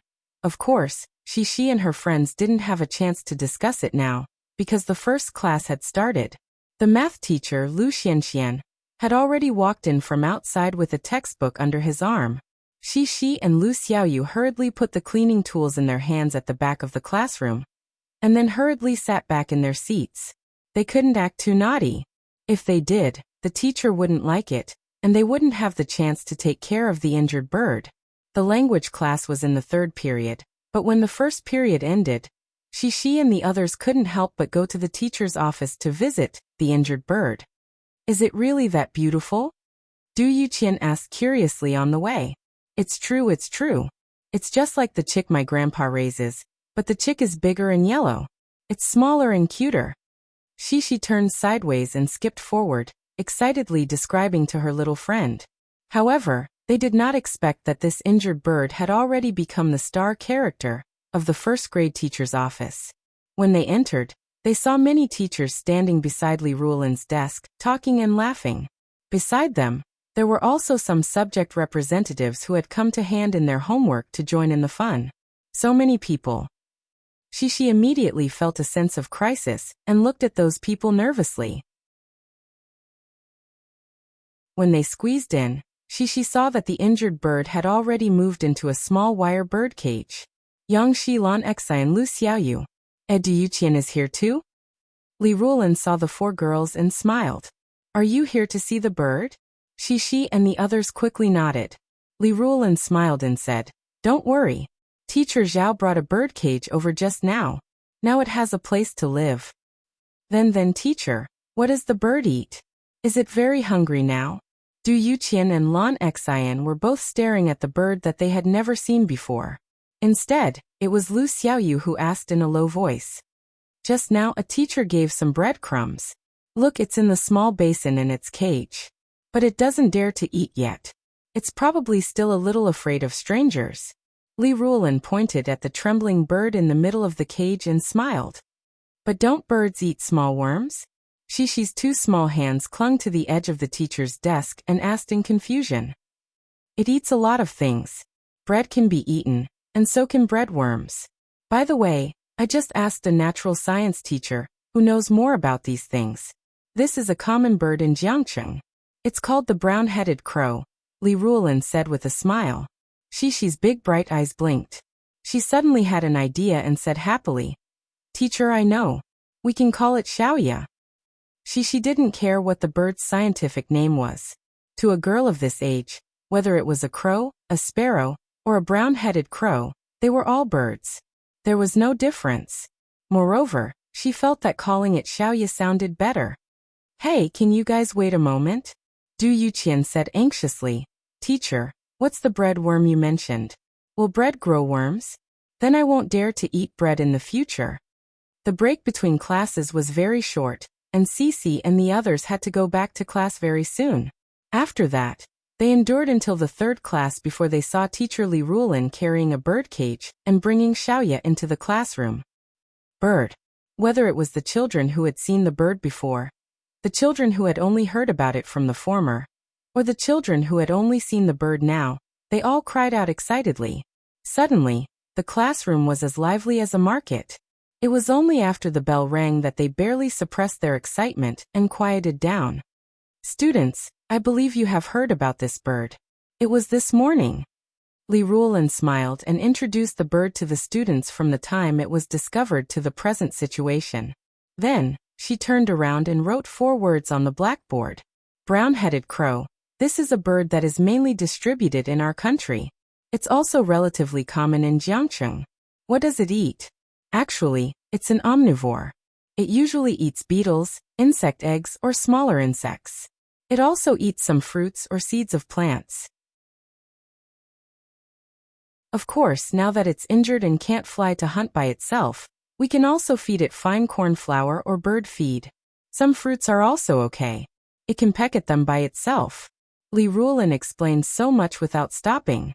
Of course, it was not because she was familiar with this bird, but because she secretly took a few glances at a guide on the podium. It was written for her by her teacher in the natural science class. When Li Ruolin was explaining seriously, the other children listened with their little mouths open. However, she was very serious about taking notes in her little notebook. When the teacher mentioned that the bird ate fruits, the children raised their hands and said enthusiastically, "I have an apple. I have a snow pear. I have a yellow peach." They fought over it as if they wanted to share their lunch fruit with the bird. Seeing that all of you are so enthusiastic about this bird, the teacher is very touched. Li Ruolin pressed her hands together, indicating for them to stop arguing. She smiled and said, "So this time, the teacher has decided to give all of you, the students of the first grade, class 3, a glorious and arduous task." Hearing this, Wang Lele, who was more upright below the stage, had already puffed out his chest and listened attentively. The teacher hopes that everyone will take care of this bird together. Oh right, when the first class ended, Yangshi even named it Xiaoya. The teacher left Xiaoya in the classroom, and asked everyone to take care of it, feed it, and accompany it to recuperate. Li Ruolin's voice was filled with tenderness and passion, echoing in the classroom. Finally, she said, "Then when its wings are healed, we will send it back to nature together so that it can fly freely and return to the sky where it belongs, okay?" She was very happy at first because the teacher had used her name for Xiaoya, but later on, she was disappointed. She couldn't raise Xiaoya at home. Originally, the little girl had already made beautiful plans for the bird's life in her house. She could ask her father to build a beautiful nest for it, and then when she went to exercise with her father in the morning, she could take it to see the scenery and bask in the sun. But now, these beautiful ideas could not be realized because the teacher did not agree to let her bring Xiaoya home. However, she quickly recovered from her disappointment, because she realized that although she did not get Xiaoya, she did not lose Xiaoya either. Xiaoya lived in the class, so she could often see Xiaoya. And this was also good because she did not have to worry about the 3 cats at home eating Xiaoya. There were no cats in the class, although there was a robot cat drawn on the blackboard at the back. It only liked to eat tongluoyaki. I have to ask Papa to see what Xiaoya needs, whether she wants to see a doctor, whether she wants to cover herself with a blanket. Shishi's little head was spinning rapidly, and the little girl's expression became positive again.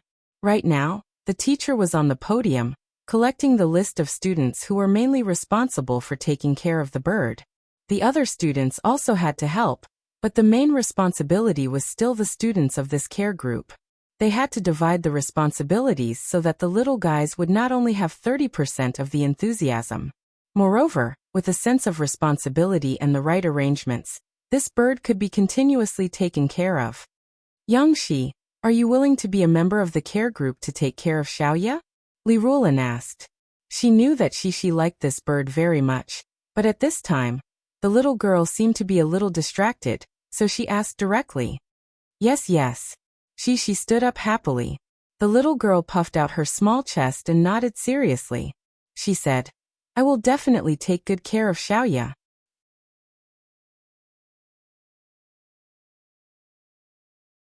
Chapter 1057. There were quite a number of children who signed up for the care group. Those who raised their hands accounted for more than half of the total number. After all, children of this age all had a pure and flawless heart. Of course, it was unknown how long their enthusiasm would last. Li Ruolin spent some time to divide the children into teams. There were a total of 5 teams, which corresponded to Monday to Friday. Each team was responsible for taking care of the birds for a day. Moreover, each team had a class committee member as the team leader. Xixi, of course, also became the team leader. In addition to her, there were 5 other team members, including Lu Xiaoyu and Wang Lele. Their team was responsible for taking care of the birds on Tuesday. Xixi, for the first time, felt her presence as a literature committee member and the benefits of being a class committee member. Although it was already Wednesday and Cici and the others were not in charge of taking care of the little birds, the little ones were still very enthusiastic. After class, they crowded in front of the birdcage, discussing and quarreling with each other. Can you guys stop arguing? Xiaoya needs to sleep. You see, it's not in good spirits. After it was injured, it must be in pain and wants to rest. Xixi's eyebrows drooped slightly as she worriedly appealed to everyone. Xixi's words were quite effective. Other than Jiang Chun and Chen Yuxuan, the other children were willing to listen to Xixi's command. Of course, Jiang Chun and Chen Yuxuan did not cause trouble at this time. They were worried about the birds and obediently shut their mouths. Xixi, let me tell you, you have to feed the birds water, Wang Lele whispered on the side. Feed them water? Xixi didn't understand at first. Wang Lele nodded vigorously. Under everyone's surprised gaze, he said seriously, yes, birds need to drink water. Our family used to raise a beautiful pigeon, but I didn't give it any water to drink, so it died. He was dead. Such a terrifying result. Immediately, the little guys started to panic. I have water, I'll give it water to drink. Xixi reacted the quickest. She quickly ran back to her seat and took out the water bottle that she usually drank from. Here. Wang Lele pointed to a small blue barrel at the bottom of the birdcage and said. He looked into Xixi's eyes and blinked, but he had no intention of making a move himself. Xixi didn't know that Wang Lele actually liked it, but was also afraid of it. He had raised pigeons before, but he always let his parents take care of them. He was afraid that if he reached his hand in, it would peck him with its sharp beak. Xixi didn't care. She only cared about how to take good care of the bird. She opened the birdcage and reached in to take the small blue bucket. Fortunately, although the brown-headed raven was small, it was actually a lively and brave bird. When Xixi put her hand in, it only tilted its head slightly, looked at Xixi, and chirped weakly. Close the door, or it will run away. Du Yuqian and the other girls anxiously shouted, but they were just making blind suggestions. Xixi filled the small blue barrel with the water that she drank and stuffed it back to the bird. Moreover, Xixi pushed it and placed it in front of the bird. Under the urging of her friends, Xixi quickly closed the bird cage, afraid that Xiaoyu would run out. Will it drink? Cici looked at the bird cage expectantly and muttered in a low voice. Beside her, Liao Qianqian was kneeling on a chair, her 2 arms supporting her cheeks on the table. She was Lan Xian's desk mate. When she heard Xixi's worry, she kindly said, Xixi, it might not be so fast. It hasn't recognized us yet. It treats us as strangers. It can't eat food given by strangers. But perhaps it was thirsty, or perhaps Xixi had some magical powers. The bird tilted its head left and right, not knowing what it was looking at. After pondering for a while, it slowly stepped on its thin little feet, walked over, and took a sip of water. It drank. It drank. Before Xixi could feel happy, the boys behind her cheered excitedly. Wang Lele was so excited that his little face was red. Not only did it drink water, after the bird drank its fill, it even took a sip of water and combed its hair. Obviously, it was more energetic than before. Xixi was overjoyed like her friends. Moreover, she still remembered what Liao Qianqian said just now. The girl turned her head around happily and said to Liao Qianqian, Qianqian, looks like Xiaoya is willing to treat us as good friends. Yang Yi only found out about the story of Xiaoya when he went to pick up Xixi and Lan Xian in the evening. I really want to bring Xiaoya home to live, but Xian said that cats eat birds. But Papa, our family Xiao Guai, Xiao Hui, and Dodo are so obedient. They won't eat Xiaoya, right? Xixi was still thinking about this. After returning home, she saw Xiao Guai walking through the living room with its big fat butt, so she ran to ask her father. They won't eat birds. These guys have been raised to be picky. Not to mention birds, they won't even eat mice. Yang Yi smiled and said, Murphy heard this and quickly waved her hand and said, "You can't say that. Although they won't eat, after all, their nature is there. If you really put the bird at home, it may still suffer. I saw a micro-broadcast 2 days ago. It said that cats treat themselves as part of our family. They feel that they have the obligation to hunt for food for the family, so they will catch some mice, birds, and so on and give them to you." Yang Yi suddenly understood. He smiled and said to Murphy, "Yes, you also showed it to me. That photo. When I woke up in the morning, I found a dead mouse beside my bed. Then we can't raise Xiaoya at home." Shishi was anxious and worried. She said, "Xiaoya is so small. It can't beat Xiao Guai and the others. Also, I'm afraid that Steamed Bun will bully it." Steamed Bun, who was lying on the sideboard, raised his head and looked at the little master with a confused expression. "Papa thinks that your teacher's idea is pretty good. Let you and your classmates take care of the bird together, instead of only you being able to see the bird. Everyone can help the bird recover. How good is that?" Yang Yi said with a smile. "It's called Xiaoya because the teacher said that it's a brown-headed crow, but I don't know why it's called that." Shishi twisted her little butt, pouted her little mouth and said sadly, But if Xiaoya lives in school, won't it be lonely? Also, I'm worried if it will be scared tonight. I can't accompany it in school because at night, I'm also scared." "There's no such thing, little bird. Yes, Xiaoya is different from us humans. It's also different from Xiao Guai and Steamed Bun." Yang Yi comforted gently. "It won't be scared. It used to live alone in the wild. Also, it wants to sleep peacefully at night. It's already very tired from playing with you guys during the day. It's okay, you go to your homework first. Tonight, you can come to the study, Papa, and you can look at the information together. We'll come up with a very detailed plan to raise Xiaoya. This way, you can take good care of Xiaoya." Yang Yi rubbed Shishi's little head and said with a smile. And then, Shishi nodded her head and a smile appeared on her face.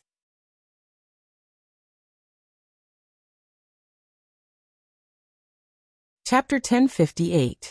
The next morning, as usual, Yang Yi woke up Shishi early in the morning, and went to the lake in the villa area to run, exercise, and practice 2 sets of martial arts. After the little girl finished exercising, her forehead was sweating and her naughty bangs were firmly stuck. However, she came back with her father and was not in a hurry to go back to rest or take a bath. "Papa, Papa!" The little girl seemed to have thought of something. She stretched out her hand to pull her father and brought him to her planting area. Yang Yi looked at Shishi, who was pulling his hand as if she was pulling a cart. He raised his eyebrows in amusement and asked, "What are you doing? Do you want to harvest the vegetables you planted? Now that the new soybean sprouts you planted are ready to eat, do you want to cut some of them today and make a side dish?" Yang Yi strongly approved of Shishi planting these vegetables. Moreover, the little girl insisted on it for more than a month. Every day, she diligently weeded and watered them. However, there was a problem. Shishi was reluctant to eat these beautiful vegetables that she planted. Fortunately, her family was not poor, so the fruits of her labor could be preserved. Hearing her father's words, she quickly shook her head vigorously. She raised her small head and giggled. "No, Papa, I don't want to eat these. I want Papa to help me catch the little bugs. And then I find something to bring them to school for Xiaoya to eat." Shishi's original idea was very simple. She could directly bring the bugs to school. But soon, the little girl remembered that she was very afraid of these little bugs. Therefore, her voice became low again. Later, she muttered. As she spoke, she was still trying to think of a way. "You can put them in a small bottle, so they can't run out." Yang Yi kindly helped her think of a way. "Yes, put them in a small bottle. The beautiful glass bottle can hold a lot of little bugs." Shishi's eyes lit up and said happily, "Papa is so awesome. But if you bring them to school and you still don't dare to touch them, how are you going to feed them to Xiaoya?" Although Yang Yi enjoyed Shishi's admiration, he still found the idea of the little girl catching insects to be funny, so he asked with a smile. However, Yang Yi did not expect that Shishi only hesitated for a moment. This time, she was very quick-witted and immediately found a solution. "I can pour out the worms for Xiaoya to eat." Yang Yi looked at the energetic little girl. Looking at her bright eyes and joyful smile, He couldn't think of any reason to refuse. Let's catch bugs then.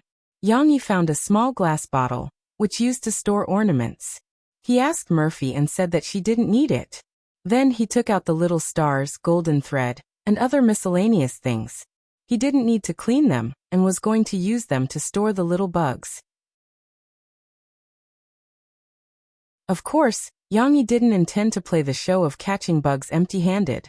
He opened the family medical box and took out a small pair of tweezers. While leading Shishi outside, he explained, "Papa will use this to catch the little bugs. And then you can use this to pinch the little bugs out. After Papa helps you catch them, I will kill them, so you don't have to be afraid." Yes, yes. Shishi nodded happily. She walked 1 step, then 2 steps, and followed behind her father. Anyway, Shishi didn't know what her tolerance limit was. Now, she was eagerly waiting for her father to catch the bugs. Because Shishi usually took care of it very diligently, the little bugs in the planting area were almost extinct. Oh really? Usually, there are a lot of times when I don't need them, but now when I want them, there is none. Yang Yi couldn't help but complain a few times. Yang Yi searched for a long time, but he didn't even find a little beetle. Finally, he caught a little green insect in the gap of the leaves of the cauliflower. However, this little green insect was also thin and malnourished. It could be said that it was not enough to fill the gap between people's fingernails. Yang Yi used a small pair of tweezers to pinch its head. Suddenly, the little green insect shrank into a ball. It should be dead. However, this shrank into a ball looked very delicious. "Papa, if the little bug dies, will Xiaoya not like it?" Shishi pressed her knees and leaned over to look at her father, who was squatting next to the flower pot, and asked in a low voice. "No, a lot of people feed their birds with dried insects. It should be able to eat them," Yang Yi said, but he smiled bitterly and said to Shishi, "Now there are only a few bugs. You can treat it as a snack and feed it first. In addition, you can feed it some millet powder that Papa gave you yesterday." Because this kind of bird sacks and sand sacks could not be digested directly, Yang Yi and Shishi also prepared a small bag of food for Xiaoya that could be fed for a long time after he and Shishi checked the information yesterday. Yes, yes. Shishi nodded obediently. Then at noon today, "Didn't Papa tell you that I will go to school and take your Xiaoya to see a doctor?" Yang Yi straightened up with a smile and said, "At that time, I will buy it some bread worms and suitable materials for it to eat, so that it can eat more in the future." Okay. Shishi nodded her little head happily and followed behind her father. Look at her happy face, as if she was Xiaoya. A little bird touched the hearts of many children. It was not only Shishi who was thinking about it, the other children were also thinking about it. Therefore, when Cici arrived at school early in the morning, she saw that many of her classmates had prepared fresh food for Xiaoya. There were apple slices and breadcrumbs. There were also some children who had rolled the buns that they had eaten in the morning into small round balls, and secretly brought them over in their pockets. Of course, what made Cici the happiest was that after a night of rest, Xiaoya had finally recovered quite a bit of energy. Although it couldn't fly, its slender little feet were very strong. It jumped around in the small cage and chirped at the children who were surrounding it. It was quite bold. When others threw apple pieces into the cage, it happily pecked and ate them. Its tail was curled up and twisted, so lively that it did not look like an injured bird. Its small cage is dirty. Don't put the apple on the dirty cage for it to eat. Wang Lele was at the side. He was short and could not reach it, so he anxiously jumped and protested. "It's coming, it's coming."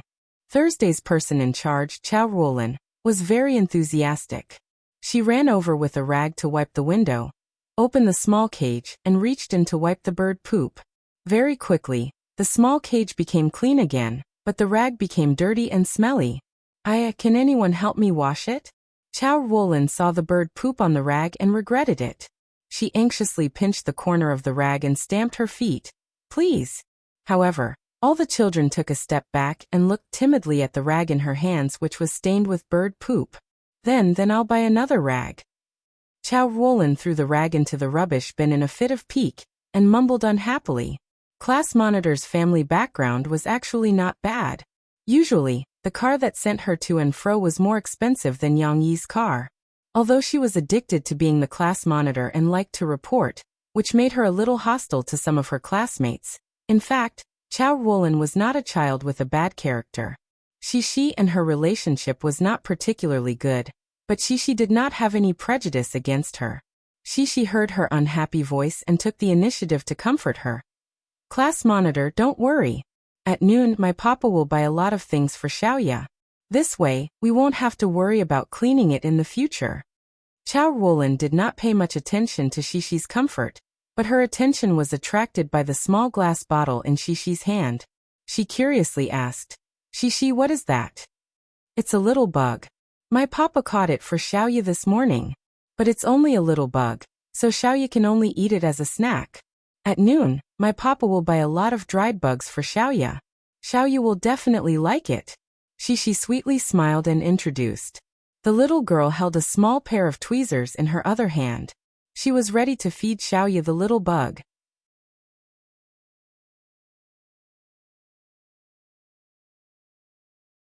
Chapter 1059. There's a bug?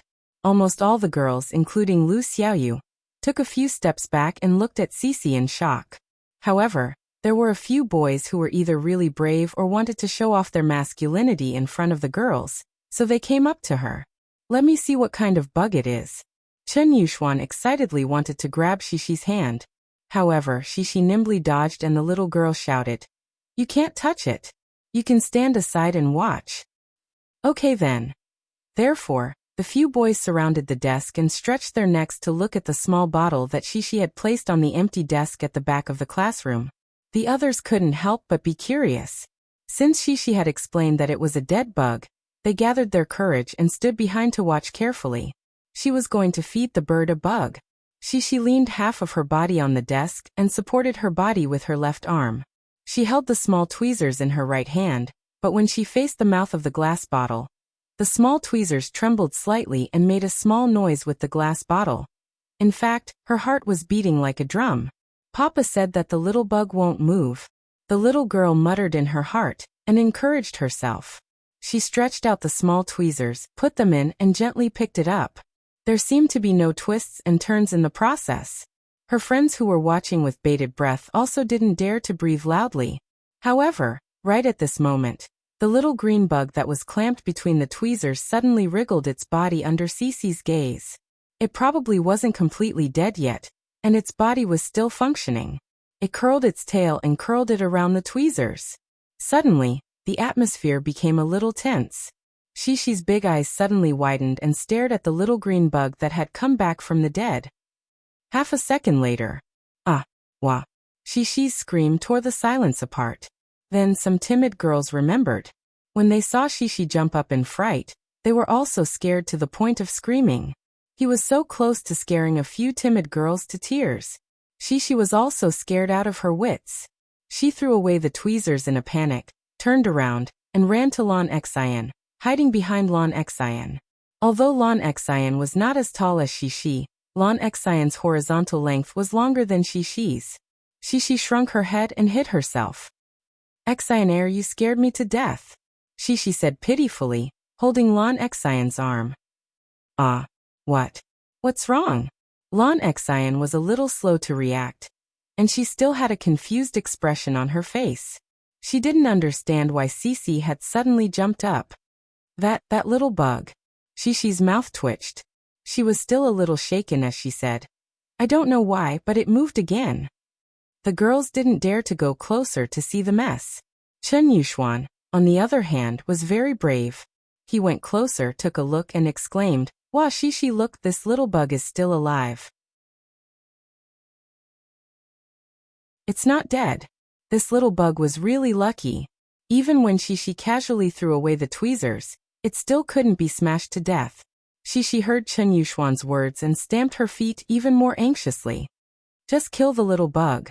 Lan Xian covered Shishi while she also went over to take a look. However, she still kept a distance. She looked at the little green bug, rolled her eyes, and came up with an idea. Yes. Shishi looked at Lan Xian eagerly, hoping that she could solve the problem. However, Lan Xian was also afraid. She just looked calm on the surface. Lan Xian didn't dare to touch this little bug. Chen Yuxuan, why don't you help us kill it? She looked at Lan Xian. Lan Xian looked at Chen Yuxuan, who didn't seem to be afraid at all. No, Robin. Chen Yuxuan saw that his opportunity to show off had come, so he proudly said an English sentence. He probably learned it from the TV. His pronunciation was not very accurate. However, at this time, She forgot to correct him. Chen Yuxuan looked left and right. There were no other tools, so he simply bent down and took off his sandals. He held them and prepared to slam them on the table. Ah! Wait, Chen Yuxuan. What are you doing? She cried out in surprise. At this time, She had already recovered from the sudden shock. She also couldn't help but stand beside Lan Xian to watch. I'm going to kill it, Chen Yuxuan said matter-of-factly. But that's too cruel. You can't use slippers. Use my little tweezers. She said nervously with her two small hands in front of her chest. Yes, that's too cruel. She's words were echoed by many girls. Oh, I really don't understand you girls. So troublesome. Chen Yuxuan helplessly threw down the slippers and dawdled for a while. Finally, the little bug was executed by the courageous Chen Yuxuan. She once again gathered her courage and picked up the little bug. Like throwing trash, she threw it far away into the birdcage. Fortunately, Xiaoye didn't dislike it. It tilted its round head and looked at it for a while. Finally, it jumped down from the crossbar and pecked it. Yay, it ate it! She was pleasantly surprised. Similarly, all the surrounding children were also happy. Yang Yi came to school at noon to take Xiaoye to the pet hospital for treatment of its broken wing. This time, he came at noon and didn't prepare lunch for Shi. This made Lan Xian very disappointed. However, Shi didn't care about this. She was willing to eat her own meals and hoped that Xiaoye could get treatment soon. Uncle, are you taking it to the doctor? Yang Yi was very popular in class 3 of the first grade. When he walked into the classroom to pick up the birdcage, a large group of children crowded around him excitedly. Wang Lele even pulled at his somewhat hoarse voice to ask him questions. The classroom was very noisy. Wang Lele tried to raise his voice so that Yang Yi could hear him. Yes, I'm taking it to the doctor. Yang Yi smiled slightly. Where are you taking it to the doctor? Wang Lele continued to ask. The pet hospital. I heard that there is a more professional pet hospital in the coastal area, so I want to take it there, Yang Yi answered patiently. Indeed, there were many pet hospitals, but not many pet hospitals that treated birds. Yang Yi also asked a lot of people and found out that there was a famous pet hospital in the coastal area. Someone's parrot had its leg broken and was later cured. If it could treat parrots, it should be able to treat small birds, right? This pet hospital was located in the most prosperous area of the coastal area. After all, there were a lot of rich people, and their spending power in terms of pets was much higher than in an old city like Wuhu district. Sure enough, after spending more than an hour, Xiaoye was bandaged. The doctor applied some medicine on her broken wing, then used a wooden plank to make a brace for her. Finally, he used a breathable gauze to wrap her up. Because Xiaoye was too small, the doctor could only go around its other wing and wrap the gauze around its round body to fix it. However, Xiaoye's appearance after being bandaged was very funny. It looked like a human with a broken hand and a bandage around its neck. Look at you, so cool, like a little hooligan. Yang Yi smiled and reached out to tease it. Xiaoye was not familiar with its current physical condition. It walked on the plate shakily, but without wings to flutter. Its body was unbalanced. It was like skating and fell several times. It's okay, it will find its own balance, the doctor explained to Yang Yi. Yang Yi nodded, picked up the little guy, and gently put it into the birdcage. He smiled and said, Let's go. We'll buy some things for you. For example, a better house for you, okay? The pet doctor introduced to Yang Yi that behind the big shopping mall where their hospital was, there was a pedestrian street that sold pets and pet-related items. Yang Yi happened to not have to drive to the flower and bird market by himself. He carried the birdcage excitedly and went downstairs. Time has never come back, only leaving behind the pale years. Ideals erase feelings. I just want to leave. Out of the door of the pet hospital, Yang Yi heard a familiar song.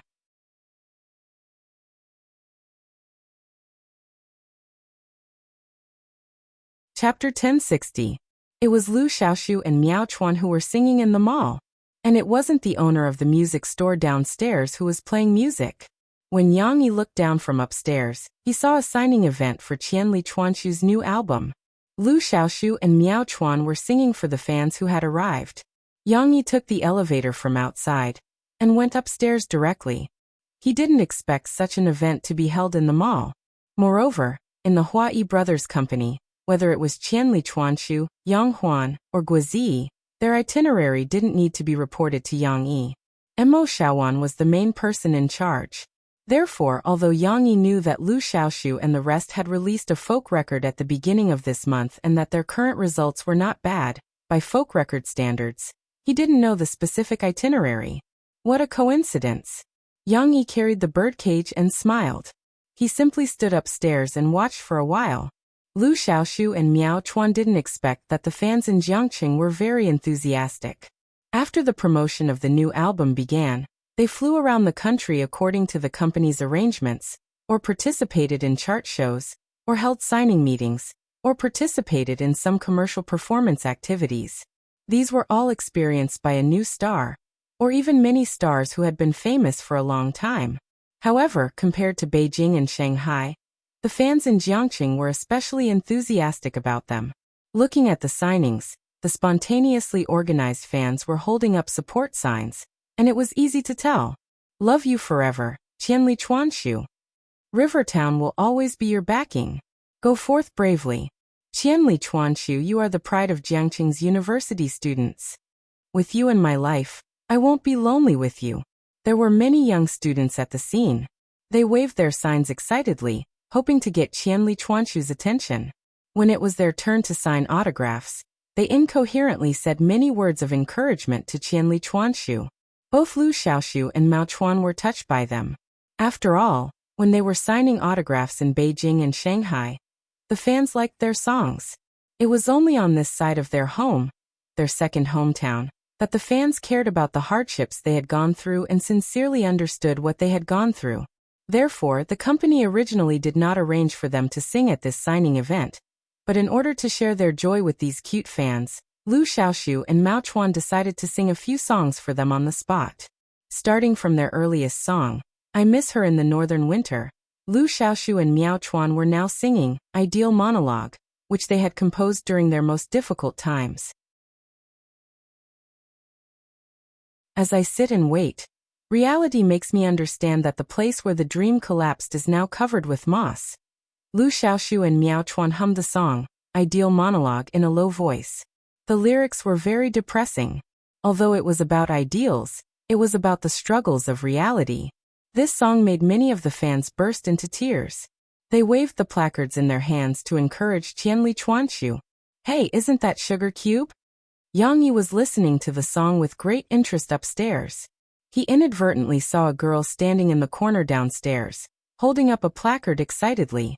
A hint of surprise appeared in his eyes. Sugar Cube was also thin and weak, so she could not squeeze to the front. However, it did not matter. The space in the middle of the mall was not big, so it did not matter where she listened to the song. She was also intoxicated by Lu Xiaoxiu and Miao Chuan singing.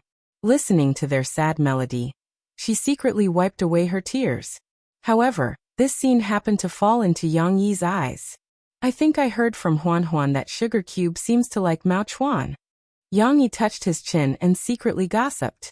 Last year, before Qianli Chuanxu participated in China's Top Voice and had not debuted, they were all singing at the coffee shop at the corner of the street. As a waitress, Sugar Cube was very enthusiastic about them. After Lu Xiaoxiu and Miao Chuan finished singing Ideal Monologue, Lu Xiaoxiu smiled and said, I feel that the songs we sang are too depressing. Why don't we change to a more pleasant song? Brother Yang Yi wrote for us. With You Forever? This is really the last song because if we continue to sing, this signing event will not be over. No, it can't be the last song. Unsurprisingly, the fans started protesting with laughter. Of course, they still had to be considerate of Lu Xiaoxiu and Miao Chuan. It was already an exception for them to sing for the fans. In the end, the fans did not pester them to continue singing. However, What Qianli Chuanshu did not expect was that the last song the fans wanted them to sing was not With You Forever, but another song written by Yang Yi, The Ordinary Road. When the album was first released, The Ordinary Road did not perform as well as the more romantic With You Forever. It did not even perform as well as Qianli Chuanshu's I Miss Her in the Northern Winter and Growing Up Gradually. After all, this song lacked the popularity of Pu Shu in his previous life and the foreshadowing of the movie. However, the song The Ordinary Road was getting more and more interesting. In less than a week, its ranking on the new best-selling songs chart was gradually climbing up. Currently, The Ordinary Road was second only to With You Forever. It was a pity that both songs were blocked outside the top 20. Perhaps they needed to continue building up their foundation. No matter what, since the fans wanted to listen to The Ordinary Road, Lu Xiaoshu and Mao Chuan picked up their guitars and started plucking the strings, playing the guitar of this song. Compared to the richer melodies on the record, the guitar playing of The Ordinary Road had a unique, simple, and pure feeling. Wandering on the road. Mao Chuan's clear and sad voice opened the prelude to this song. As if affected by this song, the originally noisy shopping mall gradually quieted down. Whether it was Qianli Chuanshu's fans or some passers-by who were shopping, they could not help but stop and listen. Two big boys were standing on a small stage, playing their guitars while singing with a microphone and sound system that were of poor quality. It was quite fun. It seemed to be as simple as described in the lyrics, but it was very close to reality and very down to earth. I've crossed mountains and seas. I've also passed through a sea of people. Everything I once had, in the blink of an eye, drifted away like smoke. This part of the lyrics was still catchy. Many fans who liked this song couldn't help but hum along. However, Yang Yi, who was upstairs, felt that Lu Xiaoshu and Mao Chuan's singing was the climax of their chorus. I once lost all my sense of direction, until I saw that being ordinary was the only answer. Maybe it was more in line with their state of mind? Actually, wasn't this song a portrayal of Yang Yi himself? On Tuesday, Murphy showed Yang Yi a music review of The Ordinary Road. It said this: The Ordinary Road was written by Yang Yi for Qianli Chuanshu, but I feel that it is more like an encouragement to himself. Now, Yang Yi's net worth is the best in the entertainment industry. It can be said that he is completely extraordinary. However, he is still the same as when he first debuted. He is low-key calm, doesn't seek the limelight, doesn't cause trouble, and concentrates on music. That is why even though he has a net worth of billions, he still has an endless stream of works. Perhaps, being ordinary is the true path of music. This statement was not completely correct about Yang Yi, but the general direction was not wrong. Yang Yi indeed yearned for being ordinary. He wanted to cherish the warm and happy family he had now, live the ordinary and happy life he had now, and occasionally create some works to satisfy his literary and artistic feelings, and then accompany Mo Fei to sing songs together, and take his family to travel together. That was enough. Don't think about too many fancy things. If he lost his current ordinary life, it would be difficult to get it back. After coming back to his senses, Yang Yi looked downstairs. Qianli Chuanshu was still singing. I once asked the whole world, but I never got an answer. I was just like you, like him, like the wild flowers. Somehow, this is the only path I have to take. It was almost the end of the song. Yang Yi looked at the two young men who were singing passionately in the midst of their fans and smiled slightly. He thought to himself, your path has also begun. You must continue to work hard and walk down it. Yang Yi did not greet Lu Xiaoshu and Mao Chuan, nor did he disturb Fang Tang's support. After silently listening to the song, he carried the birdcage and leisurely went to the flower and bird market like an old man.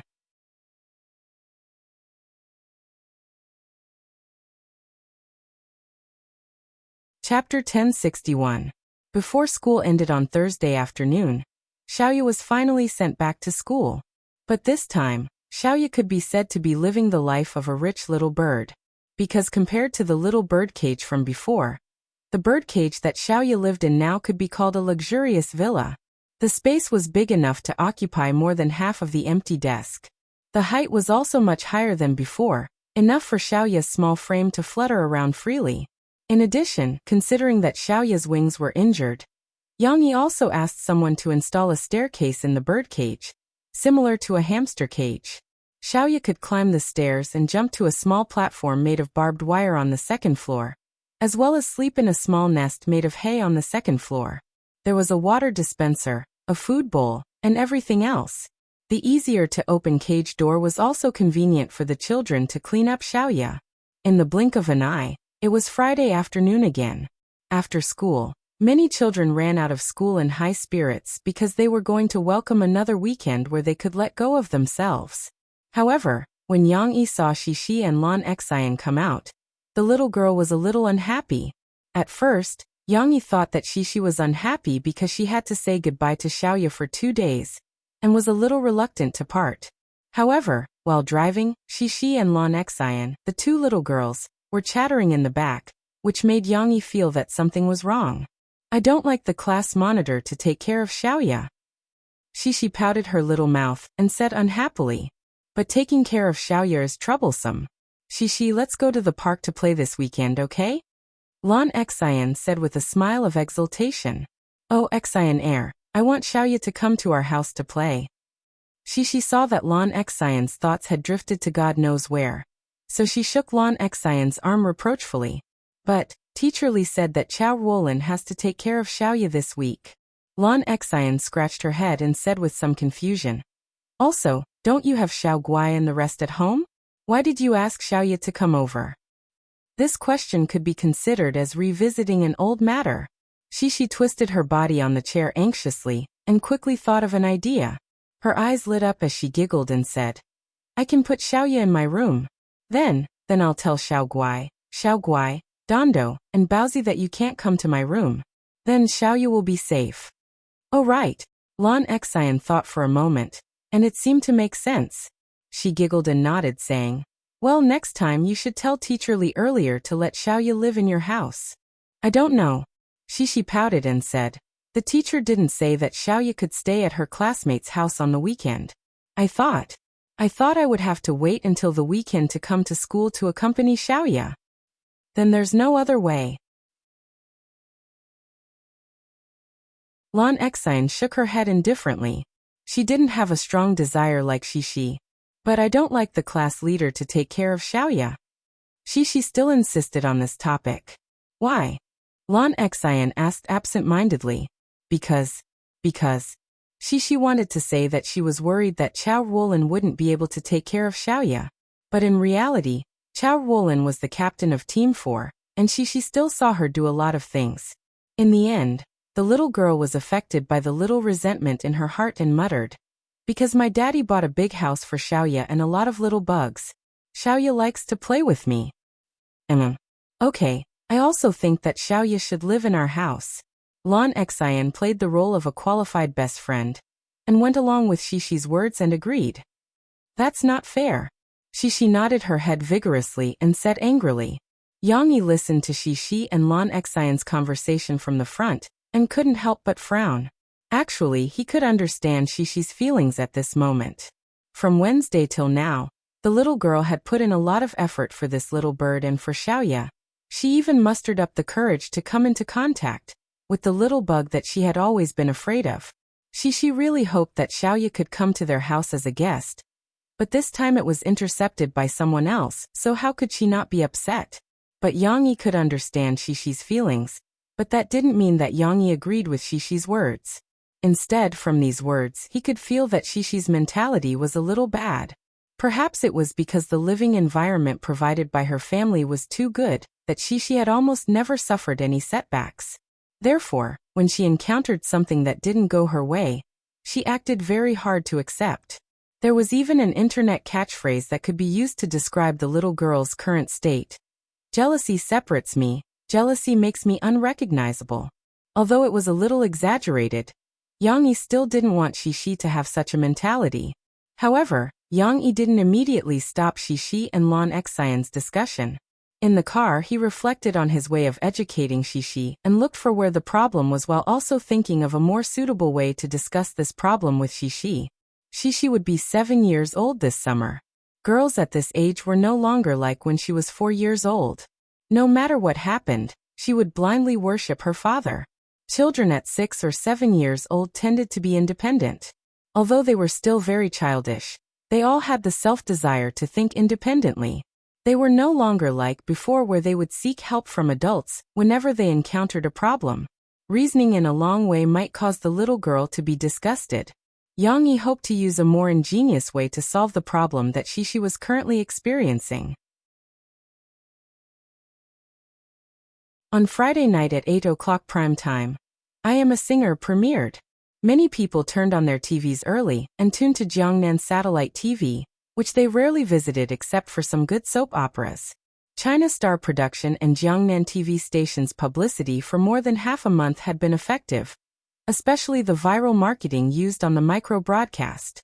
It was said that many office workers' conversations in the office for the past half a month could not be separated from I Am a Singer. For example, when Su Linglong's promotional video was released, the fifth singer to appear on the show was officially unveiled. The entertainment media had exposed her before, but there was no official announcement, so it was doubtful. When many young employees talked about Su Linglong in the office, some middle-aged and even older employees, although they did not use micro-broadcasting, also participated in the discussion with great interest after hearing Qin Yu's name. They described how popular Su Linglong was in their era, and how much she was a goddess singer who was loved by everyone. Under such a public attack, the expectation of I Am a Singer before the broadcast had reached a height that surpassed that of the Limit Challenge Season 2. Therefore, after the show was broadcast, whether it was the ratings or the hashtag I Am a Singer hashtag on micro-broadcasting, it quickly climbed to a very high level. People were very excited to see singers that they were familiar with go on stage one by one. At the same time, they were also shocked by the voices of singers that they were not familiar with but had excellent singing skills. This was supposed to be a night to enjoy music and experience old times. However, at Yang Yi's house, although the show was on the TV, Yang Yi and Murphy's focus was not on it. After all, for them, this was the second time they had watched the show. Shi and Tong Tong, who were playing in the living room, were still the subject of their discussion. Suddenly, the lights in the living room went out, leaving only the flickering light of the TV.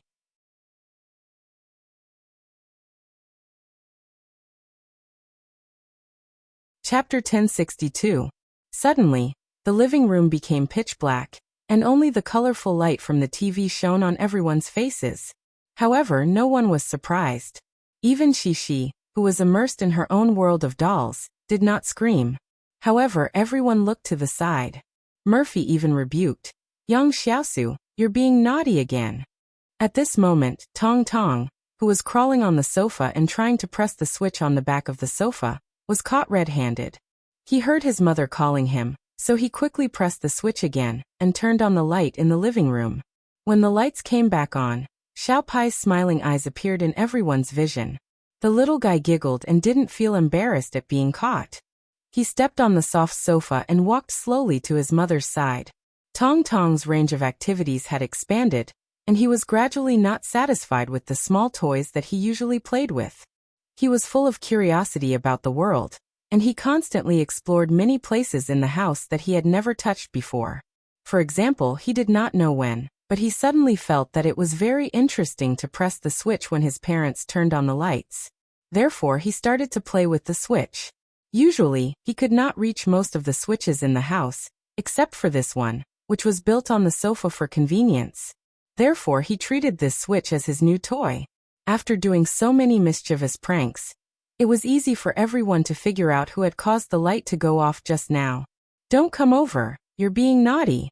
Murphy rejected Tong Tong's open arms and deliberately said with a straight face, "Mom." Tong Tong anxiously stepped on the sofa and looked at his mother pitifully. "Is the light switch that fun? Look at sister, she didn't even play with the switch." Murphy pointed at Shi and said to Tong Tong, "Hee, I won't play like little brother." Cece turned her head and said with a smile, her eyebrows raised. Little rascal still knew that his mother and sister were talking about him, so he unwillingly used his little, but to squeeze his mother's arm. As he twisted, he pouted his little mouth and unwillingly made a woo-woo sound. Yang Yi knew that no matter what Murphy said, it would be useless. Tong Tong would not be reasonable with her. If she tried to reason with him now, he would forget about it later when he wanted to play a prank. The best solution was not to reprimand him, but to find something for him to exhaust his vigorous energy. Yang Yi thought for a while, then got up and went to the side hall to get 2 sets of plastic cups that were usually used to entertain guests. Because some of Cece's friends often came to visit, or some of Yang Yi's and Mo Fei's friends and relatives in Jiang City would also come to play, Yang Yi bought this plastic cup set with different colors. There were 7 plastic cups in a set, which was like a rainbow, with 7 different colors. The plastic cups were made of light material, so they could be used to serve guests with water that was not too hot, or any of the drinks that Yang Yi made.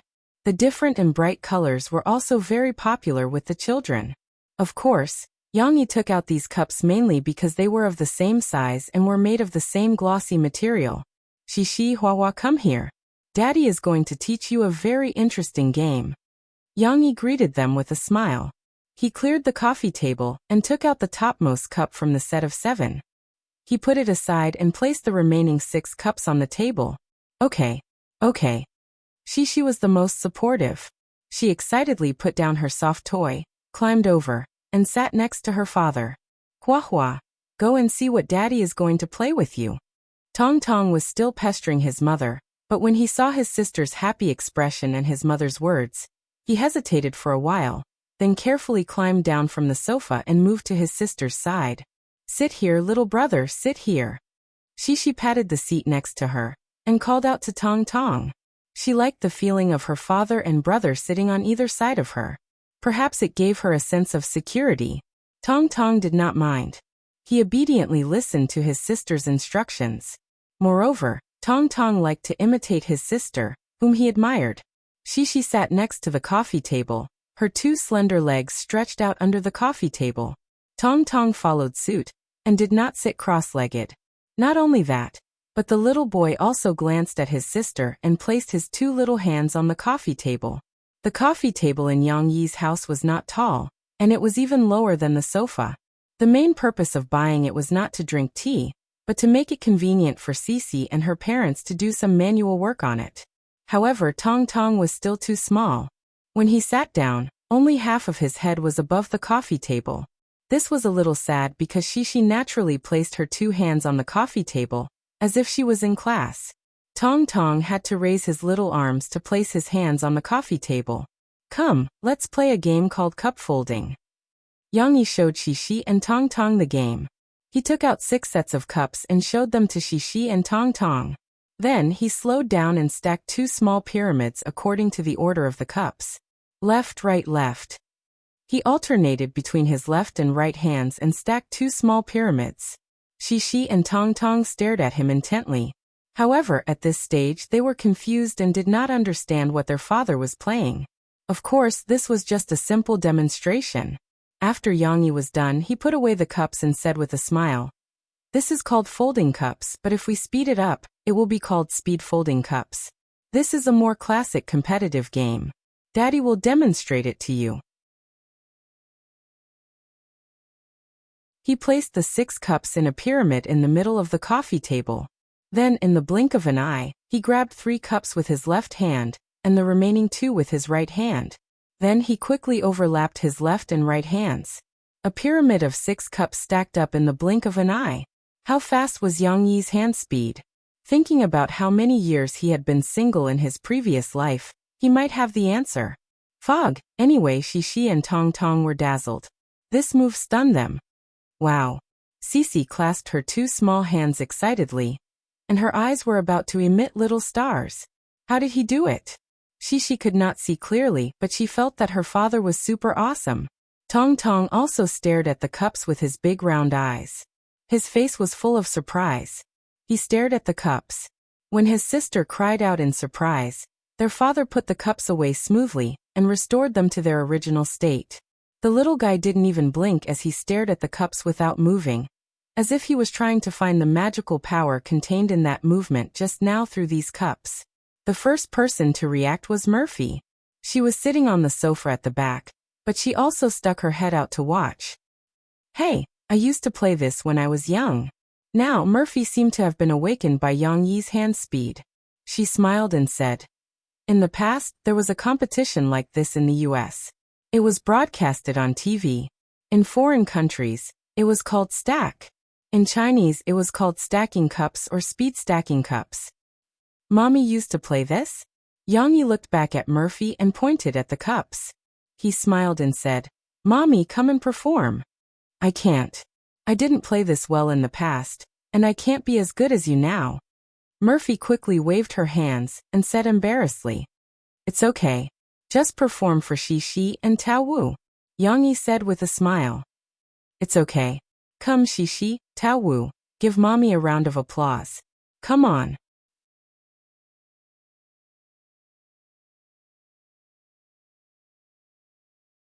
Chapter 1063. Mo Fei was not a 3-year-old child. Why would she need to applaud and cheer for her to come out? Yang Yi had his reasons for doing so. However, Xi clapped her hands happily after hearing her father's call. Tong Tong followed suit and clapped his hands again and again as he giggled with his father and sister. Okay, I'll try. I haven't played for a long time. Don't laugh at me if I don't do it well." Mo Fei grumbled. As she spoke, she got up and sat next to little Momo, taking the stack of cups that Yang Yi handed over. Normally, a competition would use up to 12 cups to play 3-6-3, or some other stacking method. However, Murphy was not confident that she could do it. She followed Yang Yi's demonstration and tried it out. "I think I'll do it in threes," Murphy mumbled as she pressed the cup pyramid with her left hand, and reached for the topmost 3 cups with her right hand. Both Cece and Little Swan and I turned around and stared fixedly at him. Little Swan and I was even entranced. He opened his small mouth slightly, revealing his rosy lips and a few small, white, and clean teeth. "Just take the remaining 2 cups with your left hand, and put the last cup there as the base. Usually, your right hand will take the cup first. You have to stack them from right to left." Yang Yi looked at Murphy's hesitant expression as she picked up the remaining 3 cups with her left hand. He reminded her, "Of course, it depends on which hand you use. If you use your left hand, then you have to do it the other way around." Yes, from right to left. Murphy seemed to have found inspiration from Yang Yi's words. She happily chanted in English, "Drop with your right, left, right, left, right. Put 1 cup down with your right hand, right hand." This English passage might have been taught to Mo Fei by her teacher when she was studying. As Mo Fei recited it, she smoothly piled up the pyramid. Although the speed was not fast, it was still smooth and there were no bumps or bumps. "Wow. Mom is awesome too." Yang Yi smiled and took the lead in clapping. Xi was her father's loyal follower. She also clapped. However, the little girl was now interested. She looked at the cup in her mother's hand, and moved her little but restlessly. She also wanted to play. Tong Tong, on the other hand, was still in a daze. He stared blankly at his mother without blinking. "Don't be in such a hurry to flatter him. I'll do it again and slowly get the feeling," Mo Fei said with a grin. She was also having a good time. She took the cup excitedly, folded it again and did it again. It had to be said that Murphy had been practicing piano since she was a child, so her long and slender fingers were a benefit. After she folded the cup a few times, her movements became smoother and smoother. Although she was not as fast as Yang Yi, she gradually made Xi and Tong Tong dazzled. "Mom is really awesome," Xi whispered as she leaned on her father's arm. Her eyes were filled with envy. "Hey, play too." Tong Tong finally reacted. Since he was sitting and could not reach the cup, he grabbed the edge of the coffee table and stood up. Then he squinted his eyes and smiled as he reached out to grab the cup in his mother's hand. Come play for you. Play like Mom and play well." Murphy smiled, folded the cup, and pushed it to him. "Ah, I want to play too. Papa, I want to play too." Xi looked at Tong Tong with her big eyes full of surprise. She was so sad that she almost burst into tears. The little girl turned her head and her eyes seemed to be misty. She looked at her father pitifully and asked for help. She was supposed to wait for her mother to play for a while, and then take over. How long had she been watching? Even when she was clapping, she was watching intently. How could her brother beat her to it? Cece was anxious and aggrieved at the same time. She pouted her little mouth. What's the hurry? Aren't there more? Yang Yi laughed and took out another set of 7 colored plastic cups. He shook them proudly at Shishi and said, Look at how thoughtful Papa is. You and your brother can play at the same time. As Yang Yi spoke, he opened the packaging and took out the 7 sets of cups. Then, just like before, Yang Yi took out the red cup on the top and handed the remaining 6 cups to Shishi. Hey, there's more. Hee, Papa is so nice. Shishi's mood turned for the better, and she happily took the cups. With her own cup, Shishi did not look at her brother's cup. The little girl pulled out the cups one by one and put them on the table like her father did. However, she looked at the 6 cups in front of her and then looked at the red cup on the side. The little girl hesitated for a moment and then picked up the blue cup and said to her father, Papa, I don't want this blue one. It's not pretty. Can I change it to red? This was not a problem. After changing, Shishi could finally start to play the game of folding cups. You start from 3-3. Yang Yi saw that Shishi did not know where to start, so he guided her step by step. Come on, read it to Papa. Right, left, right. No matter what Cece did, as long as she was interested in it, she would be very serious. Therefore, in order to learn how to fold cups and be on the same level as her father, she also became serious. Her jubilant expression also disappeared. Right, left, right. The little girl pursed her lips and carefully placed the cups in the order that her father said. Bumps were inevitable, but Shishi's hands were still very flexible. After several failures, she finally got the hang of it. This time, although the speed was not fast, the little girl successfully folded the pyramid and then folded the cups into a string. Wow! The little girl finished folding cups for the first time. She turned her head and looked at her father in surprise. Yeah, you did it. You learned it so quickly. You're very good.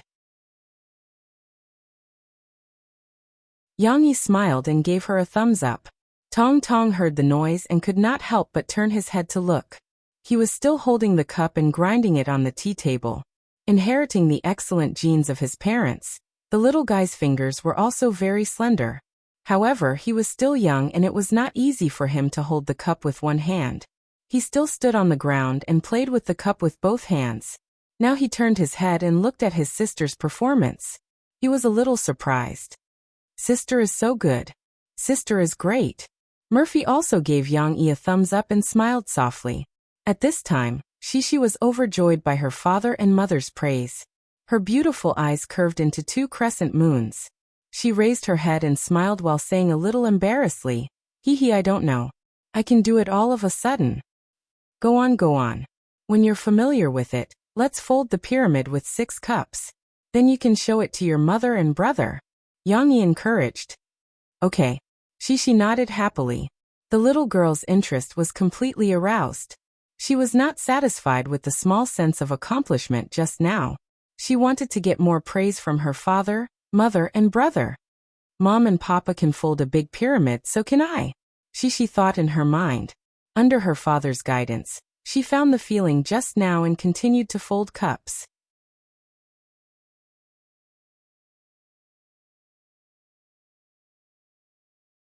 Chapter 1064. The game of stacking cups seemed a little brainless, but once you got used to it, there was an inexplicable attraction, just like spinning a pen. Shishi, who was nimble with her hands, gradually grasped the rules of the pyramid made of 6 cups. All that was left was to practice over and over again to improve her proficiency. However, her performance was still the same as when she first started playing. She was in high spirits and focused. At around 8 o'clock, Murphy called her to take a bath. The little girl couldn't bear to put her down, just like when she was watching TV and was called to do something by her mother. She acted coquettishly and said that she wanted to play for a while more. Play again tomorrow. Daddy will teach you a more difficult game tomorrow. It was Yang Yi who put away her cup and said a few words. Only then did she reluctantly follow her mother upstairs to take a bath. The I Am a Singer on TV was nearing the end, but because Yang Yi brought the 2 little guys home early, he didn't see the rest of the plot. Therefore, although he knew what the ending was, Yang Yi still watched the final voting and ranking segment with great interest. It's a little dragging. Yang Yi looked at the last segment that dragged on and deliberately made suspenseful ranking segment. He couldn't help but frown. It was a little similar to what Yang Yi saw in his previous life. There were some areas that were criticized. It was obviously a simple ranking. Whether it was typed on the screen or read out directly, it would take tens of seconds. Why would it take more than 10 minutes to explain? In Yang Yi's proposal, it was a lot simpler. Of course, Yang Yi didn't care too much about it. His level of thinking had improved a lot. From this segment of the program, his first thought was not to refute Hong Yuman, the executive director, for what he was doing. Instead, he thought about Hong Yuman's intentions. Perhaps creating suspense and increasing the atmosphere of the competition wasn't a bad thing from a program's design, right? It couldn't just be singing. If the small segments around the singing were ignored, it would be easy for the audience to develop aesthetic fatigue. Perhaps for the ordinary audience, they weren't just pure music lovers like Yang Yi. Listening to songs was just one of their reasons for watching the show. Other than that, they might also be very interested in the performances of the singers on stage and behind the scenes. After a short period of thinking, Yang Yi also realized the limitations of his ability. Professional matters should be left to the professionals. Yang Yi shook his head gently. He got up and turned off the TV. He was about to call Tong Tong upstairs to take a bath. But when he turned off the TV and turned around, he was surprised to find that in the past few minutes, Xiao Xiaofeng had actually taken those few cups and set up a very special pyramid for himself. Yang Yi knew that the little boy's hands were too small, so he couldn't control them well. Therefore, he and Murphy didn't teach him how to make the cups. Shi, on the other hand, was concerned about her little brother. She helped him make the pyramid and wanted to teach her little brother. However, in the end, she gave up and gave up. Tong Tong persevered. Without his father's attention, he stood at the side and played by himself. He flipped the cups a few times. This time the little boy succeeded. Yang Yi saw that Tong Tong's pyramid was different from the others. He placed the 4 cups on the first layer in a circle. Then he placed another cup on the second layer. The most difficult part was the third layer.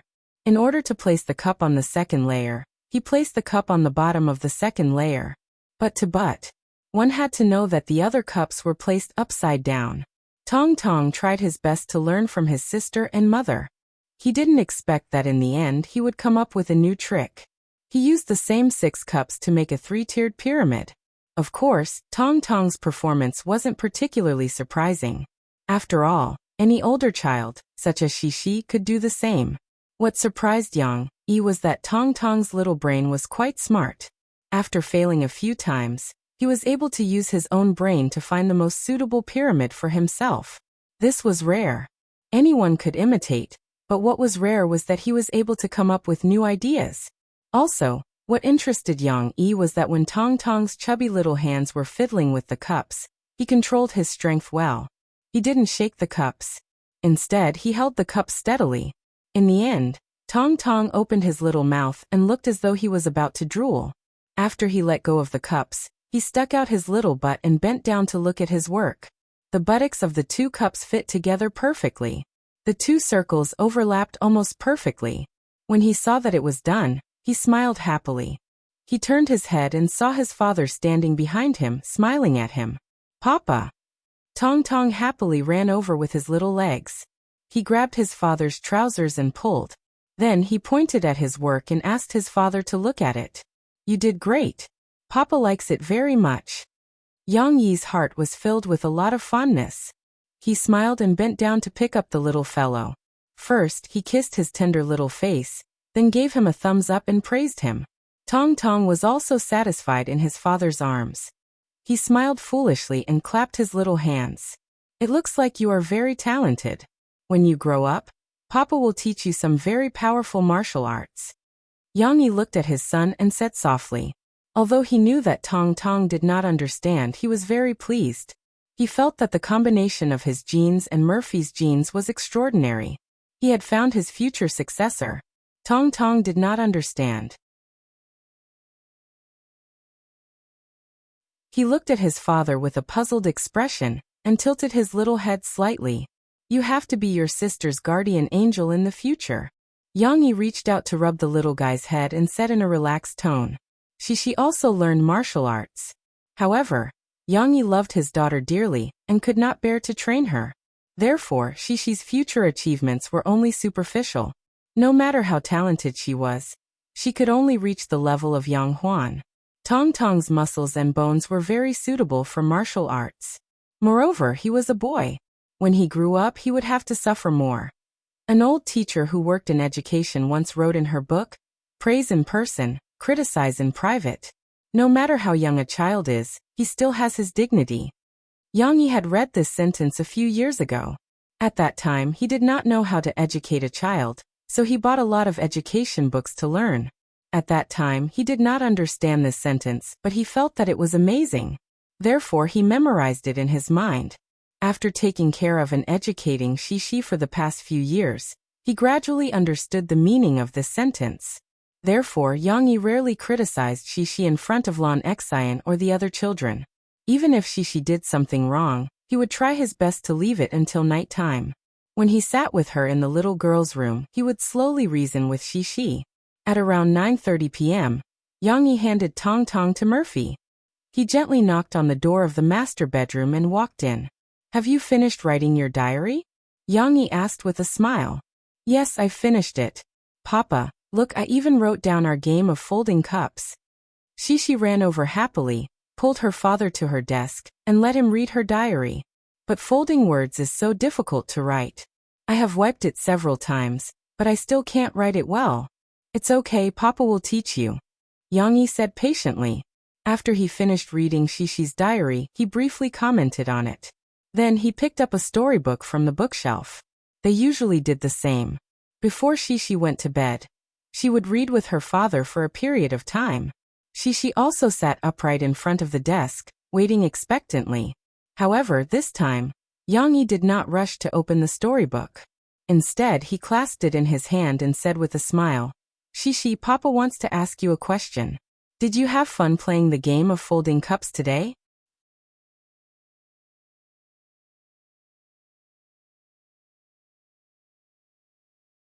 Chapter 1065. Dad's question was too easy to answer. Was it fun to play the cup folding game? Of course it was fun. Shishi giggled and nodded at her dad. Then let me describe an environment to you. Let's say that you are given a room, such as the bedroom we are in now, and you are alone in the room, folding cups. Would you be happy? Or would you be happy tonight? Yang Yi's question was very clear. However, Shishi's imagination was still running wild. She tilted her head and asked curiously, "Would Xaner play with me?" "There's no Xaner, there's only you." Yang Yi shook his head. Shishi blinked and quickly shook her head. She pouted and said, "I don't want to play alone." When Shishi was young, she was indeed lonely. However, since she was 4 years old, she had her dad to accompany her at home. When her parents went on business trips, they would take her out to play. When she was in kindergarten, she had friends to play with. Later on, she had many good friends. She was not used to being alone. Yang Yi mentioned this just to make a small comparison. He did not intend to scare Shishi. Therefore, he smiled and continued. "Then do you feel that when you were playing tonight, you were very good at folding cups? Then, when your parents and little brother applauded you, you felt a great sense of accomplishment?" Shishi immediately thought of the feeling just now. She was in high spirits all of a sudden. Yes, super happy. So this is what we are working hard to do. In fact, it is not only for ourselves. We also hope to be recognized by more people. Praise or encouragement from others is a very strong motivation for each of us. Do you feel happier after receiving everyone's praise? Do you hope that you can do better? Yang Yi clenched his fist and said to Shishi. Shishi nodded obediently. Do you think they'll be happy when Dad asks you to clap for Mom or little brother? Yang Yi asked. Shishi's eyes lit up.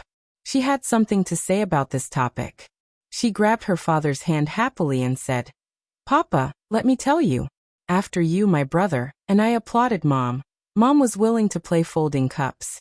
Then she didn't know that she was also super good." Looking at the little girl's happy expression, it seemed that she had a part in Murphy's ability to play fast folding cups. Yang Yi was amused by the little girl's innocent look. He laughed and reached out his right hand to rub Shishi's slightly damp hair. Yes, your encouragement is very important. And little brother, he also likes to play. When I gave him a thumbs up, he was also very happy. Shishi gestured her little thumbs up to her father and giggled. Well, that's right. This is the first topic that I want to talk to you about tonight. We can't be reluctant to say some encouraging words to others. Yang Yi said softly. You also see how powerful the power of encouragement is? It doesn't matter if it's someone encouraging you or you encouraging someone else. It's just a short sentence, just a simple gesture. Yang Yi gave a thumbs up and pointed his thumb at Shishi. It's easy to do, but it can give others, or others can give us more joy and better motivation. Although her father was smiling, his attitude became serious. Shishi also felt it, so she looked at her father and listened carefully. Don't underestimate this little encouragement. Although this kind of encouragement is not the key to a person's success, this kind of encouragement can help others do things better. Yang Yi said softly, think about it. You're in such a good mood tonight. You folded the cup quickly and accurately. If it weren't for the encouragement of Dad, Mom, and little brother, your mood would be more ordinary. Wouldn't you be so good? Shishi nodded vigorously. Her father's metaphors were still relatively easy to understand. Until now, Shishi didn't feel too burdened listening to it, because she was still in a state of confusion, and didn't know where to apply these principles. Why did Dad talk to you about this topic? Yang Yi smiled and said, because this evening when Dad picked you and Xian Air up, you and Xian Air were in the car. Didn't you say that you didn't like the class monitor taking care of Xiaoya? When Shishi heard her father suddenly talk about this matter, she realized that she might have done something wrong. She twisted in the chair nervously and nodded reluctantly. Dad thinks that your mentality might not be good. Before doing something, we first deny the ability of others. This will bring negative energy to the other party and to us. Yang Yi smiled and said, it might be hard for you to understand what Dad is saying, but let's think about it in a different way. If we didn't look at this problem with this unhappy mentality at the beginning, but like what Dad said before, we went to Chao Roland and said, Class monitor, I believe you will take good care of Xiaoya. You are also a very caring person. Then, if her mood becomes very good, will she work hard to take care of Xiaoya? Shishi pouted and said, but I hope Xiaoya can come to our house to play. This is the second topic that Dad wanted to talk to you about tonight. We have to have a heart that pursues perfection, but what we want to achieve is not perfection, but perfection. Because in this world, not everything can satisfy our wishes. Yang Yi used tonight's matter as an example again. For example, tonight you played with folding cups. Who do you think is faster, compared to Mom and Dad? After being exposed, Shishi felt very unhappy. She muttered unwillingly, Papa and Mom are faster. Yes, you didn't do your best, but it doesn't matter. Dad still thinks that your performance tonight was very good. You are also very happy, and we are all very happy. Even though you didn't do your best, Dad thinks that you have already done very well. It's only the first day of play, and you can do so well. In the future, you will definitely improve even better. Thinking about it this way, your performance is very worthy of praise and joy, don't you think so? Yang Yi said softly. Shishi listened to her father's words and thought carefully. She had indeed performed very well. No wonder her father and mother were so happy. Her mood improved again. She giggled and said, that's right. That's why I said that we want to do our best. But sometimes, we can't do our best. It doesn't matter, as long as we put in the effort, make progress, or get the results that we should have at this stage. This is already very good. Yang Yi gave Shishi a thumbs up. The reason for inviting Xiaoya to our house as a guest is actually the same. You are very kind and hope that Xiaoya can come to our house and be well taken care of. This idea is very good, but other students also have the same idea. Not everyone can be satisfied. So the teacher also considered this problem. Maybe this weekend, Xiaoya went to class leader Chao Roland's house. Next week, Xiaoya might come to our house. Even if it doesn't come next week, it might come next week. Teacher believes in you all. You are all very caring children.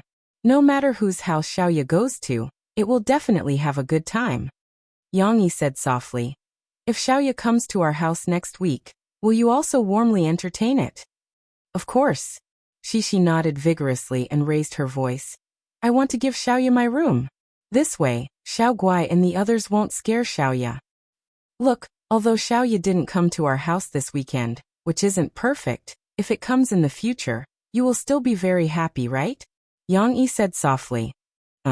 Shishi nodded her head faster this time, but this time she did not smile. She only pursed her lips and tried to accept it.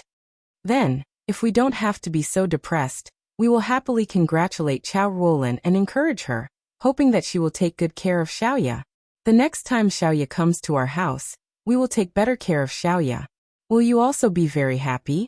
Yang Yi said with a smile. Actually, the class leader is still very good. On Thursday, when she was wiping Xiaoya's stench, she wasn't afraid and even bought a lot of rags. She finally said something fair. Originally, these discoveries were hidden in her heart. You're tuning in to the Earbook Haven YouTube channel. Don't forget to subscribe and join us on this journey to catch the most captivating stories.